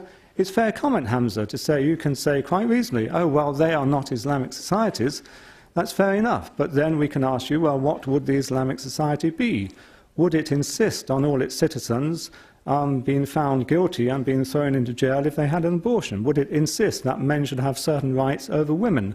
Would it insist that euthanasia be illegal? Would it insist that, I don't know, premarital sex or going out unveiled if you are a woman would meet with lashes? These are things which you would need to answer. As a liberal, as a humanist liberal, my sort of state, my preferred state, is one to say, well, let people live their lives as they want, but don't allow them to oppress others. That's my neutral state, and so that's my response to your political point. With response to your concern, just to come back to the point you've made quite a few times, how can humanists have values? I mean, how can atheists or humanists, how can evolved beings, you might say, how can they ever sort of see the sun or watch the moon or know there are trees? Because they've evolved in such a way that they can spot trees, that they have visual receptors such that they see trees.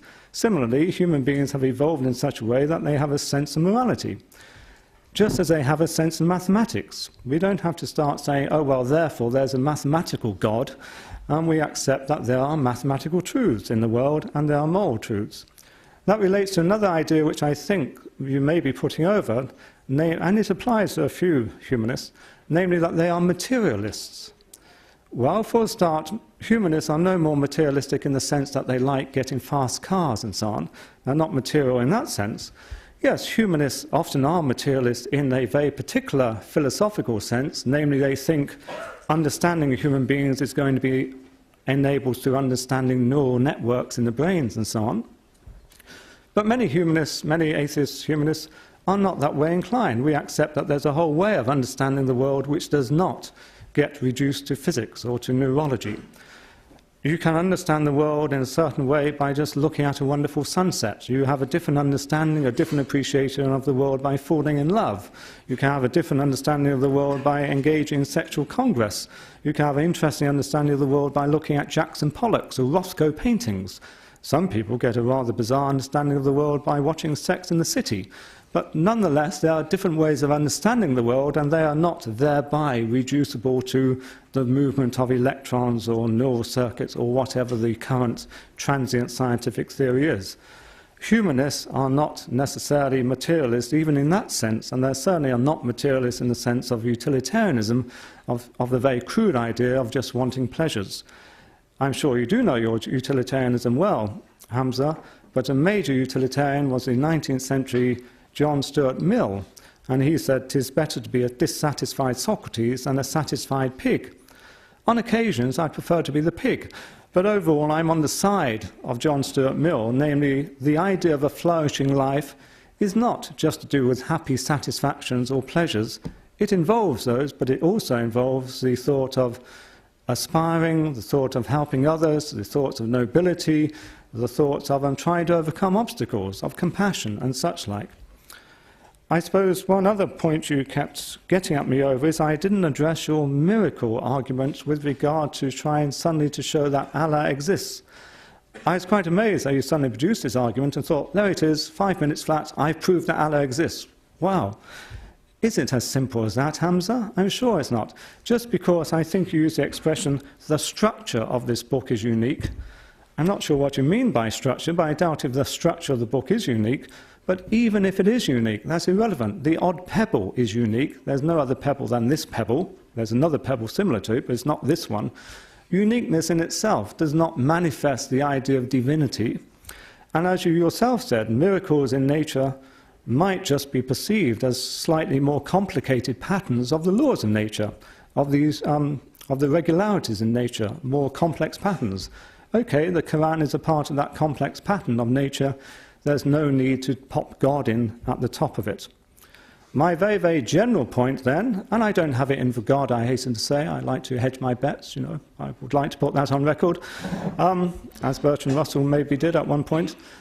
But I would like to make a very, very basic point. Explanations have to come to an end. That's from the great Wittgenstein in the early 20th century. It's a very simple point. Explanations have to come to an end. The atheist, the humanist stance is to say, we can explain so much and then we come to an end on it. Nothing is gained by popping on an extra bit and saying, oh, well, therefore, it must actually be done by God or by Allah.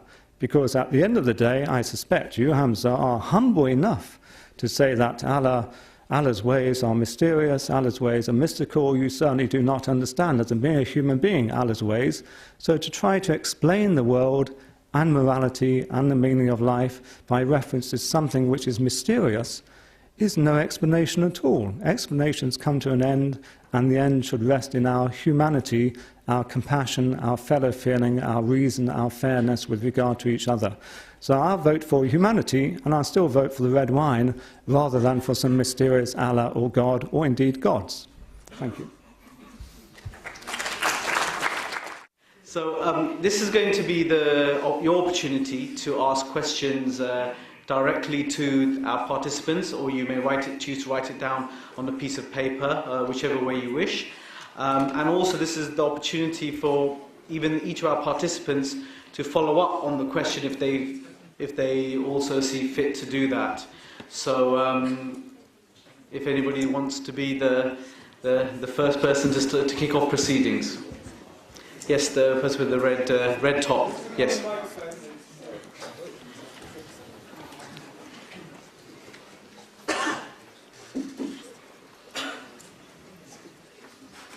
Basically, question to Hamza, I guess. There are many people who are religious, and there are many people who believe in God, and there are many Muslims in the audience. So what? How does this then affect my behavior? What am I supposed to do next? I accept your points. So what? What's next? How does it affect my behavior? Okay, that's a very good question. I mean, when any human being adopts a certain worldview about how they see the world, how they see man, women, life, universe, it actually inevitably shapes their behavior. And the reason it does that is because our concepts that we form from a set of ideas actually makes us reflect upon things in a certain way. I'll give you an example. As a Muslim, and this is just a subjective thing, what I'm saying, if, for example, I were to see that the majority of you were in inevitable crisis at the moment, I would, I hope, sacrifice myself to help you guys, if that meant the case, yeah? And the reason I'm doing that, because I truly objectively understand what philanthropic activity and altruism and self-sacrifice actually really mean. Because from the Islamic worldview, we do all our actions for the sake of God. Now someone may think, well, that sounds quite bizarre. Why can't you do it for their sake? But there's a problem in that, because if you have benefit-orientated actions, then if something better comes along, then the previous connection you had could be easily discarded. And that would also show that human beings have extrinsic value, not intrinsic value. Like extrinsic value means money you can use for an end, to buy something. So it has external, extrinsic value. But I believe things have intrinsic value because God exists and because what God says about humanity and life and the universe. So I would be able to do that. Do you see my point? So that's a specific example. Similarly, it also shapes our political view.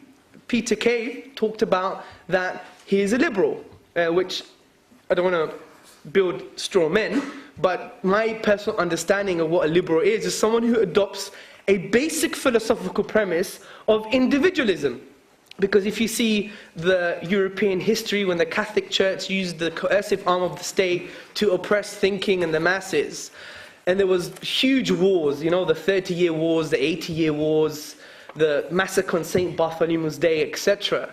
And that created an environment where thinkers had to come out and say, well, we need to develop an individualist doctrine on humanity and rights. So that's where you had the birth of individualism, which formed the premise for liberalism. Now, I disagree with that premise totally. And that's why I see crime and punishment, for example, in a more different perspective. One could call it collective plus individualistic at the same time.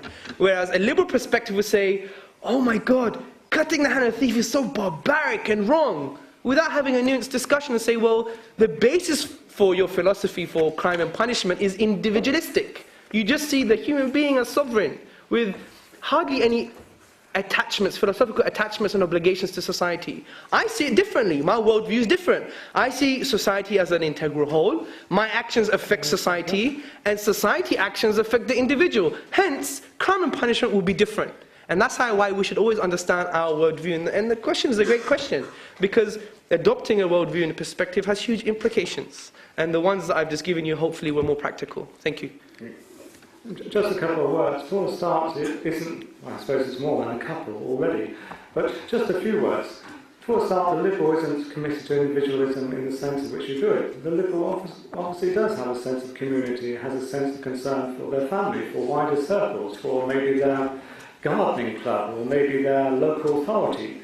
So it's a false dilemma to suggest either you're an individual liberal or alternatively you've got to be a communitarian. Secondly, you casually come back to this chopping off hands, Hamza. So I'm not sure about your Islamic view, but it would be interesting to know then, are you saying that you really do think that thieves should, or maybe by the third time, should have hands removed? Do you, for example, believe that adulteresses should be stoned? I gather in the Saudi Arabia constitution it's got to be medium-sized stones so that neither they're so trivial, but nor does the death occur too quickly. That's actually in the constitution, I believe. But presumably you're going to disagree with that, but as you seem so clear about the nature of punishment from Allah, perhaps you'll give us some examples of what punishment you think there should be. I, as a wishy-washy liberal, feel very uneasy about punishment, but I recognise we have to do it, so I could discuss it happily with you. I mean, that's a question to you. That's obviously a question to myself. I mean, as I said, the things that you pass value judgments on, the first thing is, you know, I don't think I should even maybe entertain a conversation with you on this issue because, again, you don't have an objective basis for your values, as you said. But you do, so tell us. That's why I'm going to answer the question. Help us, yes. I will help you, indeed. But I just want to make that point and reiterate it again and again, that where is your standard? However, let me talk to you about my standard. And the situation is very simple. I talk about humanity's standard. Sure. I mean, the representative for humanity on my right, ladies and gentlemen. As if people of religion are not part of the human race. I am from Greece, I guess, so. Okay, wow. The situation is this. First and foremost, in the Islamic narrative, we don't view things from an individualistic lens. And I wasn't claiming that you don't have family bonds and ties, no. I was talking about your political philosophy is viewed via the prism of individualism. So when you see crime and punishment, you say the individual rights and individual freedoms. I particularly disagree with that because individualism doesn't necessarily have to be true. And there's many reasons why it's not true. One of the reasons include that we know from developmental psychology that we're going away from the Piaget view on children are developed just on their own as the individualist constructor via individualism. No. Actually, the child develops his cognitive or her cognitive abilities via social links and attachments. So individualism from the onset is totally inaccurate. So there's other reasons why individualism is a flawed concept, which is quite interesting in the last 20 years of communitarian critique, but that's another discussion. So Islam doesn't adopt that view. It adopts, I think, a more corrective view, which sees individuals as part of society and society as part of individuals. So now, there's an effect now. Individual actions do affect behavior, and societal pressures do affect behavior also.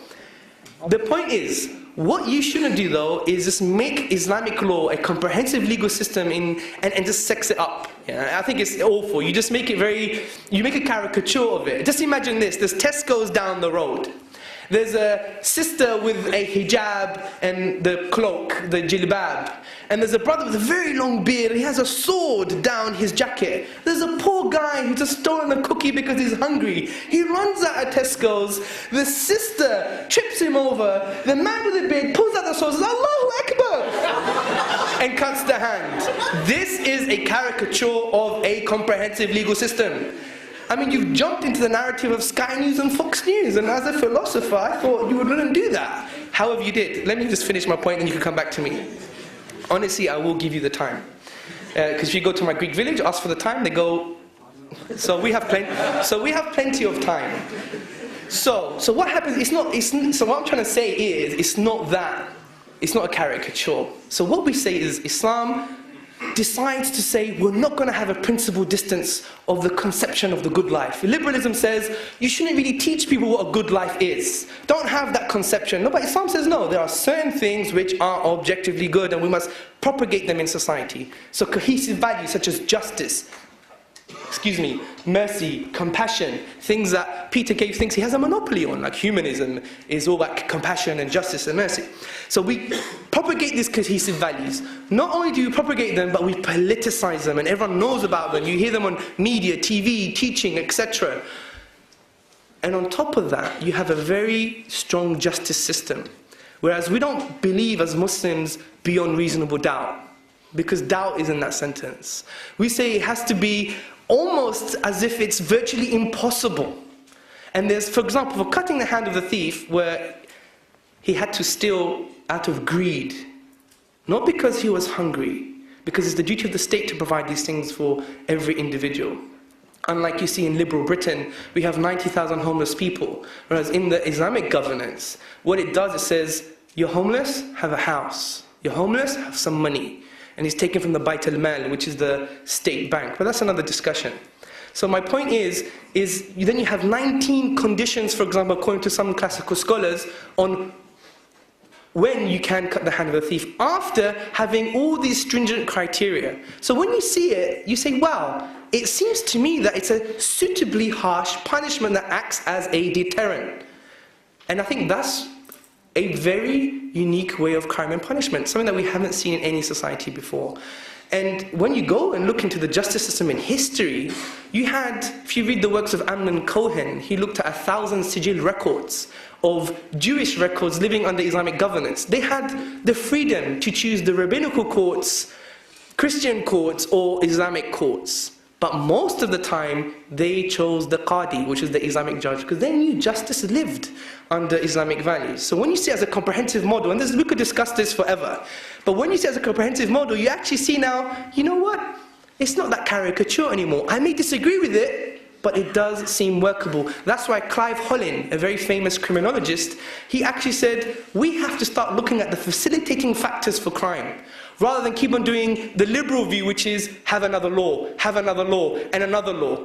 It's quite funny when liberals go to so-called Islamic countries and they say, all this bad stuff is because of Islamic values. But when they see the 167 rapes a day, according to Amnesty International UK, of women in this country, and 1 in 4 women of domestic violence being abused in this country, and there's more likelihood of a man reporting a sick dog to the RSPCA than a woman being battered by her husband. It's atrocious. And they say, well, we need new laws. But they don't even go to the underlying values of the particular society. The Children's Society Report, a liberal group, what did they say? They said, we're suffering from excessive individualism, which in my opinion is the premise of liberalism. So I hope I've demystified it for you a bit. Thank you. You made a little slur saying I thought I had a knocking on justice and fairness and so on. That's not true. I think you are, well, maybe a kindly human being, certainly a human being, I suspect kindly. And many religious believers are, and so obviously they have a sense of justice and fairness. My point is to say you're not finding it necessarily through your religious books, you're finding it through your humanity. And I note, though, that I'm still not clear that either you are saying that you think chopping of hands in certain circumstances is the right punishment. I know you don't say whether you think stoning of adulteresses should be allowed. And I assume then, once again, you're being very unclear whether the particular stonings, the particular hands removals which occur in various Islamic countries, whether you're saying they've got it wrong, or they've got it right, or we don't know. I assume that these are good examples again of just trying to make the point that if you hang it all on the Quran and try to draw conclusions, you start having different interpretations. And so to say God sets the standard doesn't help, because at the end of the day you're just coming up with a particular version of hands chopping here but not there, stoning here but not here, or whatever the story is. Whereas I suppose as, dare I say, a liberal, but not thereby an individualist, I would think that punishment should be geared towards the idea of minimum suffering, maximum deterrence. But for lots of ifs and buts, lots of muddling through, but not thinking it should be found inside one book. Okay. Can I just quickly respond to that, if possible? Of course, we could carry on forever. Oh, well, it's, I like talking to you. I think maybe one sentence. Okay, I'm going to allow, obviously, the audience to participate, but in terms of justice, I give you an example. The Quran talks about justice, and not in the intuitive way. We want things in their place, fair play, as us Brits say. What the Quran also says is, even if it's against yourself. Now, that's not an intuitive kind of concept for justice, especially when you think you're going to get punished. Because the intuitive, especially I studied psychology at university, and the intuitive concept is, oh, I'm going to get punished for something, I'm going to hide it. I'm actually not going to tell anybody, I'm going to, sweep it underneath the carpet. What does Islam say? It has, in my opinion, a greater view on justice, even if it's against yourself, those you love, kith and kin, rich or poor. As the Quran says, God loves the just, yeah? And so the point is, views on justice are also quite dissimilar with liberal views. So I would, this argument of everything has to be intuitive and inside human being, I think it's wrong, because there is a necessity to learn from revealed knowledge. And I've given you an example of justice, which in my opinion is, on reflection, is something that is far more powerful. Okay, I think we'll take one question from the written question, and we'll take one from the audience, inshallah. So this one is addressed to Peter. What is your purpose in life? Have you ever thought about why you were placed on the earth? Everything seems to have a purpose, whether it be machines, cars, etc. So what is the purpose of mankind?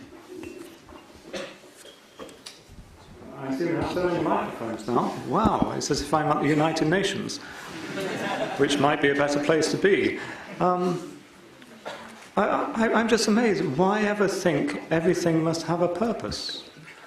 Many, many centuries ago, philosophers, scientists, common sense people, no doubt, thought that there must be a purpose why the moon goes round the earth, if they believed that at the time, or when at one point they believed the sun went round the earth.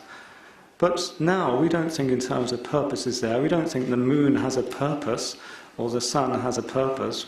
We have standard mechanical explanations of their movements, which, as Hamza recognised, are in fact just patterns. And so, yes, we can talk about human beings having purposes. My purpose of coming here was to try to enlighten Hamza. I'm sorry I'm failing. But one day he'll see the light. This has been quippy. I'm perfectly happy for Hamza to have his beliefs, so long as they don't oppress mine. But human beings often have purposes. Possibly, in fact, I think utterly foolishly, my parents had a purpose in doing various sexual activities to have a son. Pity them to end up with me, but, they didn't foresee that. Sophocles famously said, maybe the blessed, the happiest are those never to have been born. And somehow I sometimes have sympathy with that. But I'll challenge the assumption then that everything must have a purpose. I think many, many, many things do not have purposes. What are the purposes of numbers? And hence, equally so, the whole universe does not have a purpose. And if you really think everything must have a purpose, and if you really believe in God or Allah, then you must ask yourself, oh, so what's the purpose of Allah? And if you give an answer, say the purpose is X, then you must say, oh, what's the purpose of X? Once you play that card of thinking everything must have a purpose, you'll come to no end. And as I said at the end of my little talk, explanations come to an end, and so many things we just accept happen without purposes. Well, the best explanation doesn't require an explanation. I've said this in a previous debate. You know, if you want to find out an answer to the question of what your purpose of life is, and then you say you find out, then you want to attribute purpose to God. I mean, if God is the best explanation for your purpose of life, then the best explanation doesn't require an explanation. Even in the philosophy of science, the best explanation doesn't require an explanation. For example, the external world exists. You can't prove that. How do you know your brain is not in a vat? There's some crazy alien is just computing your brain. You just couldn't prove that. It's an assumption. It's a philosophically basic premise that you just have to accept in order for science to have any grounding. Similarly, even with the question of God best explains your purpose of life, well, that's the best explanation. You don't have to explain the best explanation. And also, I would argue the chairs you're sitting on do not have any cognitive features. They can't think and feel. But yet we attribute purpose to such a material, ephemeral object. Similarly, there is a moth somewhere in a forest that drinks the sap of a tree. And as it drinks, it excretes, it basically does a poo. Yeah? I think you know what it means. Yes. It's empirical quality. Yeah, of course.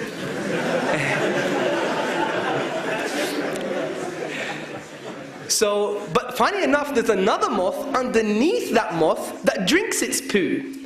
And the purpose from its function, you can derive that if the poo were to trickle down the tree, the ants will follow the trail and eat the first moth. BBC for you. Our money goes somewhere. So the point is this, is that you never knew about this probably 2 minutes ago. But yet there's a purpose to something so insignificant. And it's only rational for me to make the assumption, if you like, that if we attribute purpose to physical things like this, or to living moths that we never knew about that have the most ridiculous function and purpose, then surely something more dynamic and more special, like the human being, actually must have some form of purpose. Because as many famous atheist philosophers, they debated this question, said without God, there is no meaning. And so what they discussed was, shall we suicide? And it's actually in their works. That was one of their biggest questions. Shall we exist then, since there is no meaning? Because God is an objective conceptual anchor that transcends Peter's subjectivity. I was very touched by the tale of the moth. I have some various friends who actually loathe moths because they eat away at their clothes. But I'm easy about moths as well. But in fact, I'm just easy. I'm just getting tired, really. There's a famous Peter Cook cartoon in which there's a barmaid and there's a man at the end of the bar and she says, bitter? And he says, no, just tired. But I'm never clear what Hamza's answers are. For a start, he keeps saying that I don't have objective values. I keep telling him I do, but there you are. We can't get anywhere on that one. But more importantly, on this particular question then, are you saying, Hamza, that the sun and the moon and mountains have purposes? And furthermore, as you seem to think everything must have a purpose, what is the purpose of God?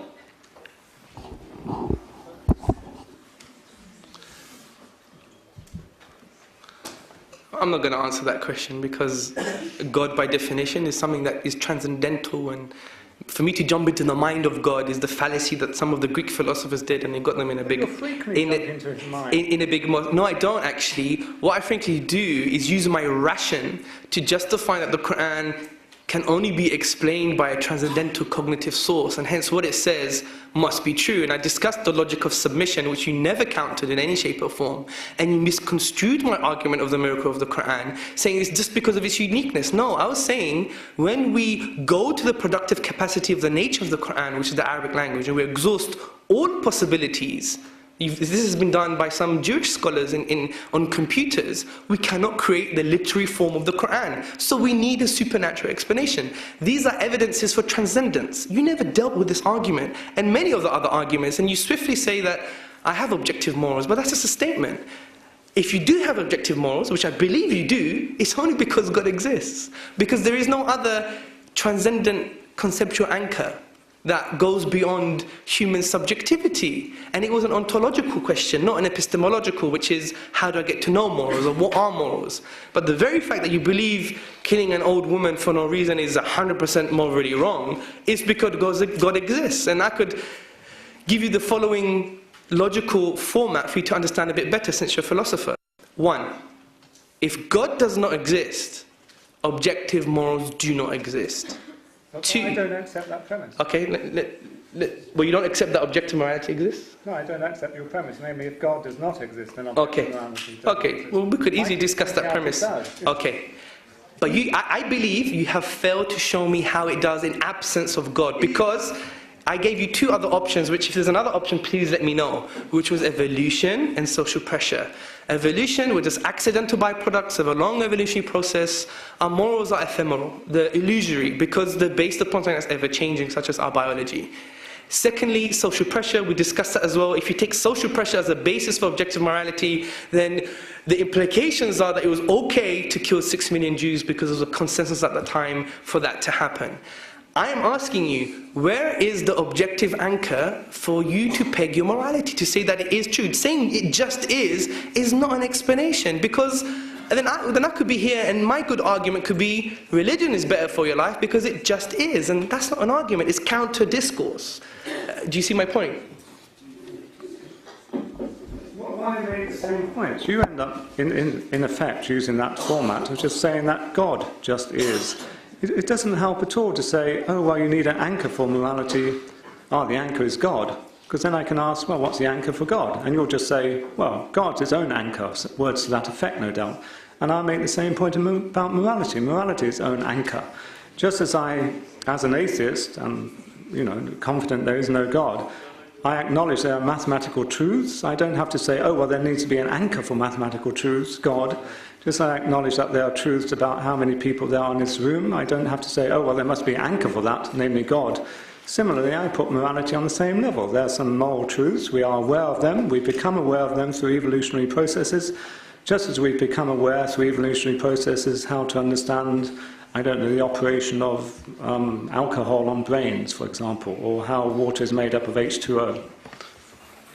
But perhaps we should have more debate from the audience. That's true. But just as a final point, if you don't mind, is that if you're saying evolutionary processes dictate the basis for our morality, well, what did Darwin say? Darwin said if it happened, for example, that we were sharks, then it would be morally okay to forcefully copulate with a female shark. So rape would be morally okay if we happen to be sharks. And that's the problem here. Even Darwin, which is the basis for the evolution theory, which I would even contest in the first place, just from a philosophical premise, because in the book Anthropic Cosmological Principle by Tipler and Barrow, they said that every stage of the evolution of the Homo sapien, the 10 stages, for example, for each stage to be true, the probabilities are 4 to the power of minus 360 to the power of minus 110,000. And that's every single stage. So it's highly improbable. So for me, if evolution is true, therefore it's a miracle, and thereby it proves God's existence. Okay, one quick point. So it's an interesting conclusion from this, and I gather Hamza does not believe in evolution. He does believe in cutting off hands in certain circumstances, and I'm still awaiting the stoning example. I think the evidence is overwhelming in favour of evolution, and I think it's morally wrong to go around stoning adulteresses or adulterers, and I really think it's morally wrong for many countries to insist that women must go around unveiled, when I suspect many of them do not want to, but I recognise some do. Well, that's cheap. It's probably as cheap as the wine that you've been referring to all day. I mean, the point is that these kind of cheap rhetorical claims, I I do speak a lot of rhetoric, I do have to admit, and it's, you know, almost eloquent, yeah? Yes, you do. But the point is, at least I justify it with some substance also. I just don't make empty claims like it's morally bad, morally good. I actually give some justification for my model. Whereas you're just like pointing the finger all the time, as if like almost in elementary ages. Now, the point I'm trying to make is that with regards to the things you're talking about with the, like the harsh suitable punishments, I think I've discussed that in the first place. What was your question again? I think it's time to move on. Yes, this gentleman here. Yes, go ahead. Thank you very much for your fascinating encounter and engaging discussion. My question to Mr. Peter is that you keep bringing up stoning to death in Islam. I assume that you don't know the conditions of stoning to death in Islam. What is the burden of proof in Islam? You don't know. I assume. Correct. In the entire Islamic history, we don't have more than 20 cases. And 90%... That's 20 cases too much. Let him finish, we can respond. 90% of those cases are voluntary non-submissions. Okay? People came forward themselves and they voluntarily submitted themselves to the Prophet. And most of these cases happened in the time of the Prophet. Now, amazingly, you are living in a society which has 167 rapes every day. A woman is being raped right now on this island as I speak to you. As I speak to you, a woman would be raped. So, would you rather have one stoning to death per millennium, or would you rather have 167 rapes every day? That's my first question. Would you like to answer that? I'm very impressed by the example because normally humanists are accused of doing utilitarian calculations, whereas you seem to be wanting me to do one. I'm not particularly convinced by the stats. Also, I've been only using the stoning example just when I've been a little irritated by Hamza by suggesting, implying that somehow out of the Quran you get clear moral guidance. You do not. You get a mishmash of moral guidance, witness the many disagreements. Yes, Hamza can keep on saying, I'm just making an ontological point, but at the end of the day, Hamza believes that the epistemology is there. He believes that in the Quran you get the answers. We know that many Quranic scholars give different versions of this, which lead to different sorts of laws in different societies.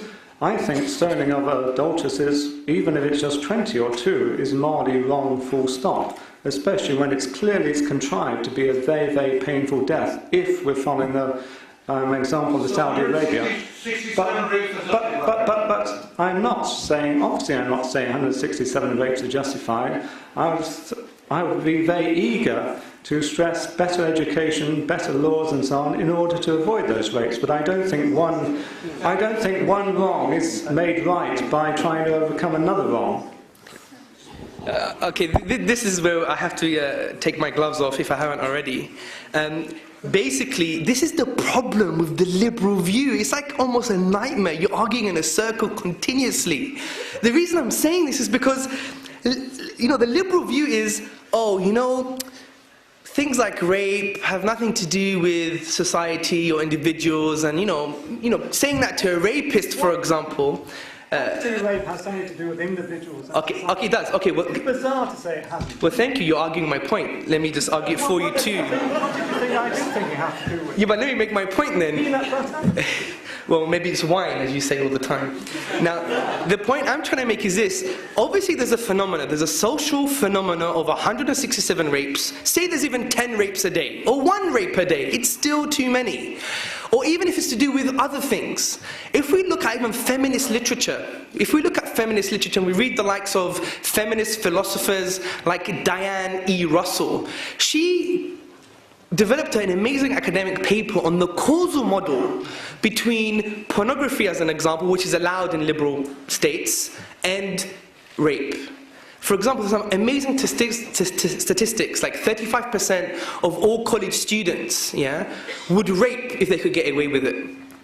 60% of rapists said, with the psychologist, that pornography was a causal factor in me raping, because it dehumanized the woman. It made her into a piece of flesh, just a biology, just matter. So there are psychological, criminological and social evidences that accumulate together to show that there is something going wrong here. And the point is, if you do change those values and then say, if you jump the cohesive values and straight away, if you know you were to do that, you get a harsh punishment, I think that's a great thing, because we're preventing lives being destroyed. You're seeing it from a very one-dimensional perspective, a reductionist perspective. The individual is the only thing that really exists, yeah?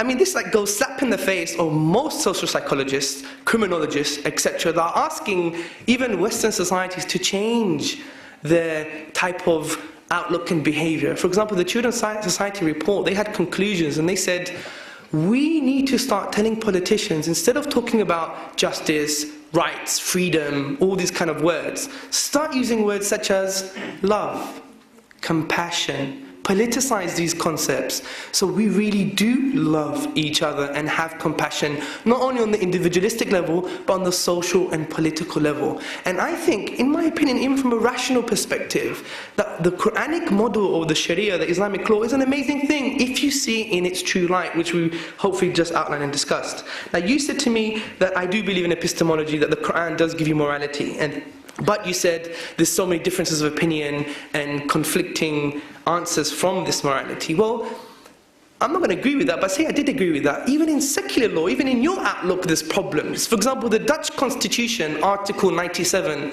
which can be found on the web, Part B, it says something like, we must impose this on minorities. Now, if you have a very vicious worldview, you can use that to do very bad things on minorities. So there's even legal difference of opinion and moral difference of opinion in your worldview. And I don't understand why you keep on throwing that at me. I mean, what's good for the goose is good for the gander. And I just throw that back at you. Well, human beings are human beings, and we are going to differ on certain things. But when it comes to the Quranic narrative, we have a concept called the ijma', which basically means the consensus amongst scholarship. And there are some fundamentals that have never been transgressed conceptually. And the other things that we believe God's mercy are differences of opinion that are valid and still binding.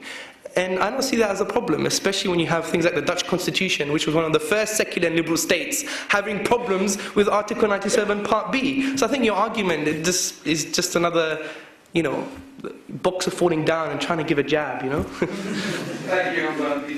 So Peter, you do believe in prevention of that kind of crime, which is what Islam seeks to do by introducing these suitably harsh punishments with heavy burden of proof. So this is the Islamic viewpoint, and thank you very much for your answer. My second question, which is connected to the first question, is you kept raising this point that the religious societies or the religious hierarchy wishes to impose itself on those who are not religious.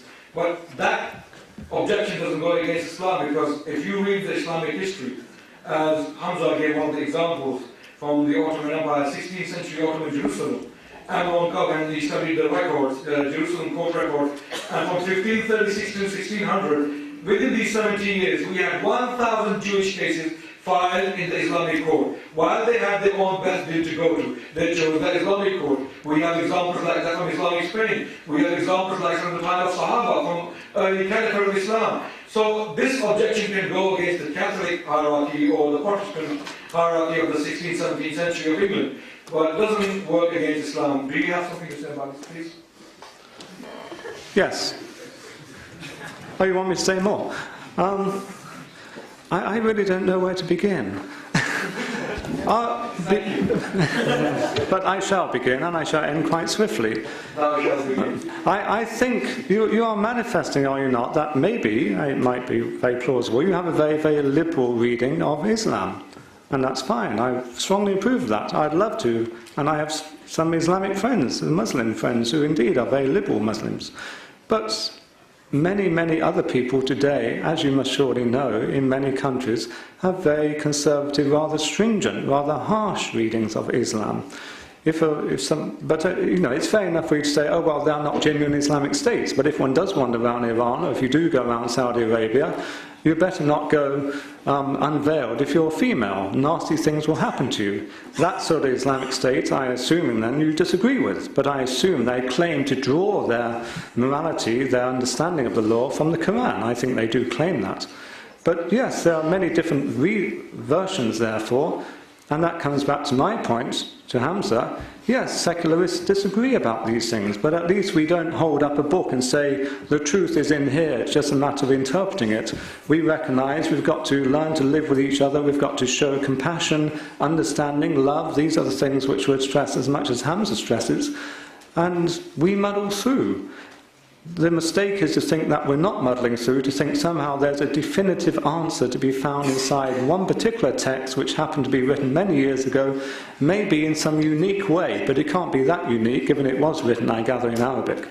Thank you, Peter. I have, based upon your contention, I have a contention with your claim. In this country, if a woman walks the street topless, she's arrested. If a man does that's a sad feature. That is a sad feature, I agree. But it is there in your liberal society. Strangely, I do want to answer that, because although I actually I feel very uneasy, even in this audience, when I see many females completely covered, and I wonder how free have they actually chosen that to be. Nonetheless, I recognise there's a huge amount of conventions, customs, pressures within this society for, say, young girls to wear miniskirts or such, or wonder bras. And so I'm up for discussion about this. It's very difficult to know what the power of custom is and how far it should or shouldn't go. Hamza is always keen to stress the importance of community, so he seems to be quite keen on these sort of customs being forced on people. Following John Stuart Mill, I will talk about the tyranny of custom and trying to overcome it. I think there will be plenty of opportunity to discuss with Muslims as to whether they are oppressed or not, so I think this is a great opportunity to do that. Just want to take another question from the audience. I think that gentleman in the beige jumper. I have a question from the sister side, just because we've done two from this side. Okay, we were taking some questions this way as well, so... Yeah, but I think we should do first come first, so we're egalitarian, so that brother had his hand up before. My question is for Peter. He says that everyone has the right to life. Okay. No, I was actually challenging whether there's much content to that claim. But Okay, so you said that everyone has the right to life. I just had an example, but I just had a thought when you said that. Then talk about the murder. The person who was killed, he had the right to life, and his right was taken away. And when you have the criminal in front of you, that criminal also has the right to life. So what do? Do you give him the death penalty, or do you spare his life? This is the thing where humanism fails. I mean, if you have a religion, you can solve that through the whatever book which you say are useless. But if you do not follow a religion, then how do you decide this thing? But how is that solved from the book when many, many religious believers actually argue about whether capital punishment should or should not exist, just as indeed many, many non-believers? My simple point here is actually the book doesn't actually help, because at the end of the day, many people argue about how to read the book. But at least it is a standard. No, it's not. It's no standard at all. If some people come away and say, oh, so therefore we really should not permit capital punishment, and other people come away saying, oh, therefore we should. So how do you decide?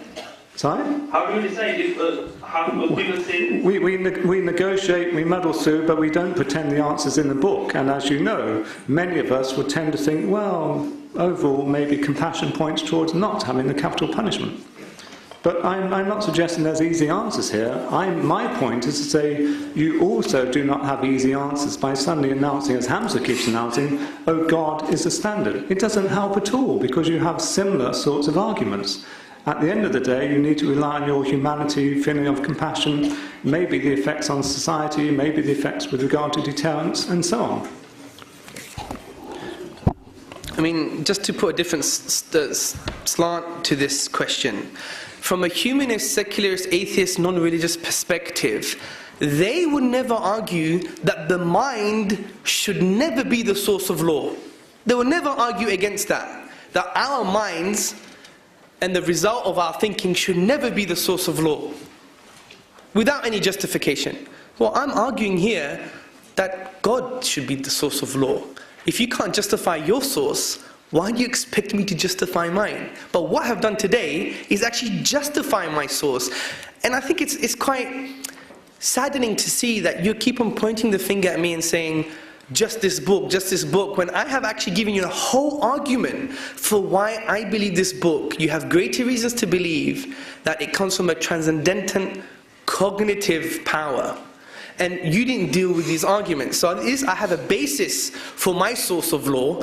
The basis for your source of law, and again, which goes back to morality, is again based upon subjective concepts such as evolution, social pressure, etc. So when I say God is the standard, God is the standard because He, again, and I repeat, is the concept, the transcendental concept that goes beyond human subjectivity.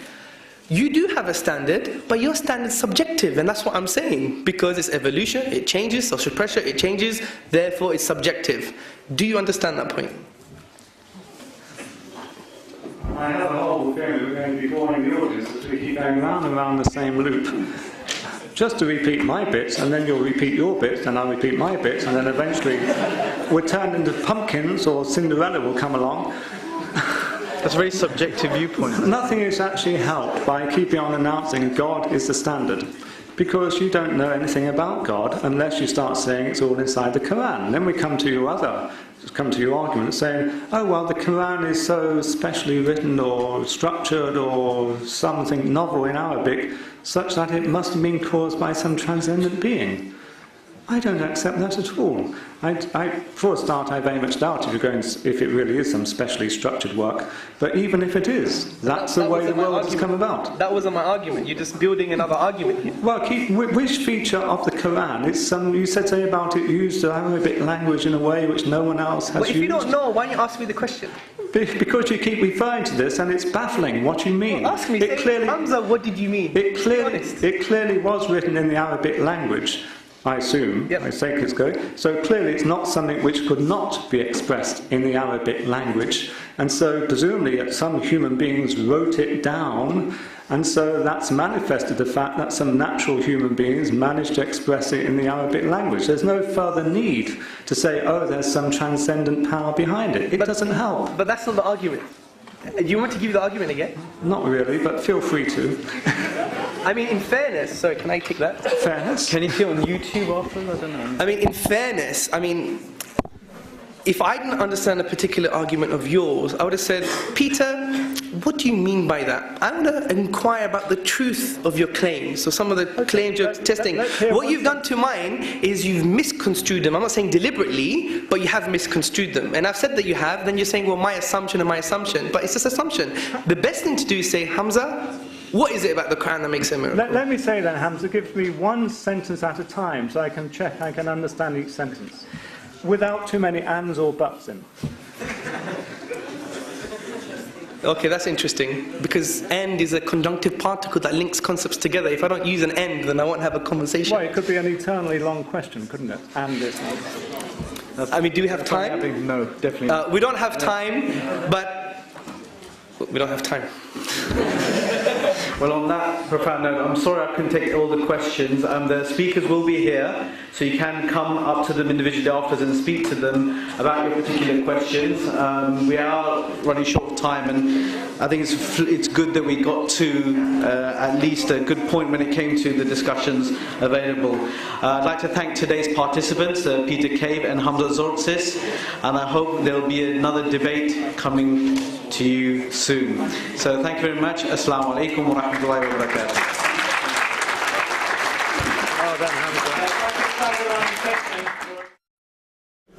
Assalamualaikum Salim. Quite an interesting and a heated debate tonight. What did you think? Well, I mean, my remit as the chair was really for the discussions to go to a logical conclusion. This is philosophy. We're not talking about a political debate where it's just sound bites and people get to ask lots of questions. I mean, some people perhaps didn't like the way I did that, but I felt that it was very necessary to get to the philosophical conclusion at the end of all the discussions. So that's why I let the to and froing happen discussion between Hamza and Peter. Yeah, I mean, there wasn't that much in regards to vocal questions to and fro from the audience, as you just previously said.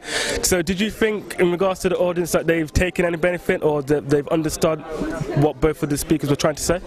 I think to a certain extent, yes, but I must say, and I'll be very truthful here, that some of the questions that I got, which were actually written in by the Muslims because they were aimed at Peter Cave and they were criticising him, were again reiterating some simple truths that were discussed in the debate, but were not adding real value, which is why I had to ignore a lot of them. You know, it was asked already to death in many respects, but there's two angles to this.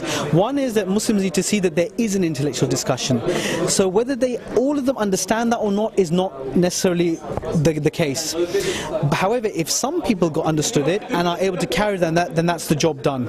You know, it's not for everybody to understand the discussion, but at least everyone can appreciate there is a discussion, and for those who are able to, they can carry on with the debate if they understood it.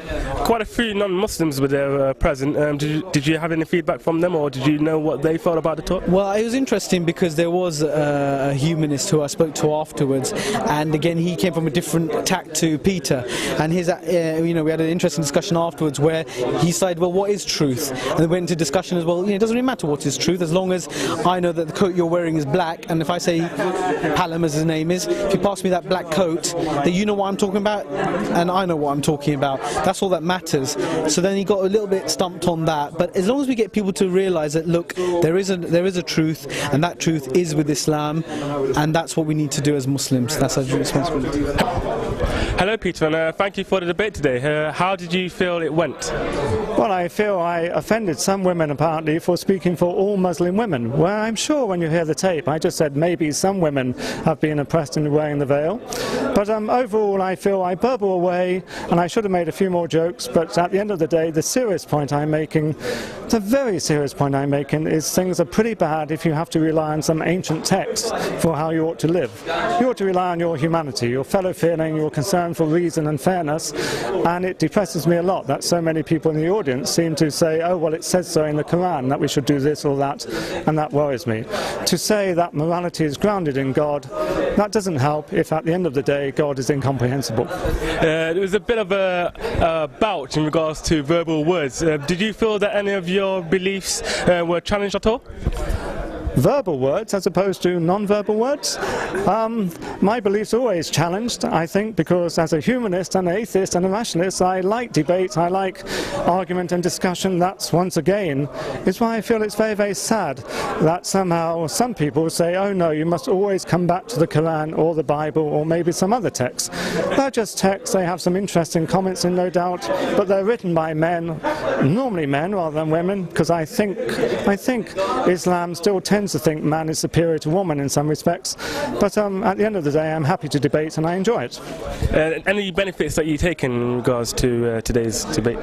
The benefits is feeling very, very tired, and although Hamza has made quips about my Alcoholics Anonymous need, I do feel like a drink, which I gather isn't very, very opportune for many Islamic believers except when they're not being watched. Yeah. Thank you. Assalamu alaikum, Hamza. How did you feel about the event today? I think it was a positive event. I think it's one of the first times, I think, in the country that we debated the topic of religion and Islam, not from a philosophical point of view in terms of can you prove God exists, although there was some of that today, or can you prove the miracle of the Quran, which was some of that today too, but the focus was life, how it affects us, can we live better lives like religion. So it's very difficult, and the way I tried to argue was general and specific, giving some academic sociological evidence, showing the logic of submission by proving the existence of God and the miracle of the Quran, also showing about morality, that you need a religious perspective of morality for it to be objective. If you don't have a religious perspective, it's subjective, and also about a political argument of like Islamic economics deals with the biggest problems of economy, such as poverty and distribution of wealth. So in that case, we gave some positive arguments. I personally believe that Peter gave although he was rhetorical just like I was, we got very similar characters, but I don't think he gave some substance to the counter arguments, and I think that was the big problem today.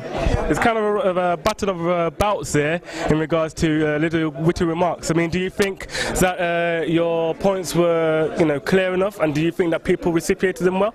Well, I think the point of a debate is not actually to lecture and make people actually learn your arguments. It's also to point out that there are certain concepts in Islam or religion that are quite interesting. There was some argument that I understood, and maybe let me go further and research more. And the whole point of having debates in this post-liberal, post-secular society, post-modern society, is to show that Islam has a positive case for society, past, present and future. And I think that's what we should be doing. And I think the objective of the debate is to motivate the Muslims and to show to non-Muslims that there is an alternative narrative on religious discourse. Now, in regards to the people and their questions, it seemed that even the Muslims, the way they wanted to get at Peter Cave with regards to his comments, how did you think he was in regards to his rebuttals to yours? Personally, I know Peter Cave well because I've read his books, and I feel quite close to him, to be honest. I've seen some things on him on YouTube, and he's a very nice and more polite kind of individual. Obviously, it's a heated debate. Obviously, we did mistakes in terms of some of our attitudes, but I think the main concept is that I don't think Peter was ready for the arguments. I think he didn't look into the arguments that well. He didn't probably want to see my arguments that well, because I don't blame him, because in this society we have a presumption of humanism, we have a presumption of atheism, we have a presumption of liberalism, so everything is viewed from that perspective, and I think that's the problem. So I think today we try to undercut that perspective, and that's why I think he was slightly shaken. Any wise words for any non-Muslims that may have watched this and thought, it was interesting? What would you give your 2 cents on what today? Sure, well, I don't want to speak for non-Muslims, but a non-Muslim did come up to me and she thought it was an amazing debate. She thought there was quite valid points from religious and non-religious perspectives, and she also thought that there is something particularly special about Islam, and maybe we should read about and have a sincere look on it, and not have the outdated cliches and the caricatures of Sharia law, but to find out what is Islam all about. Any wise words or departing words, let's say, for Muslims and non-Muslims alike? Well, I think the Quran talks about different realities, and it says ponder on all these realities and come to a conclusion. If we do that, I think we should be fine. Jazakallah khairan, Hamza. Assalamu alaikum wa rahmatullah. Assalamu alaikum wa rahmatullah.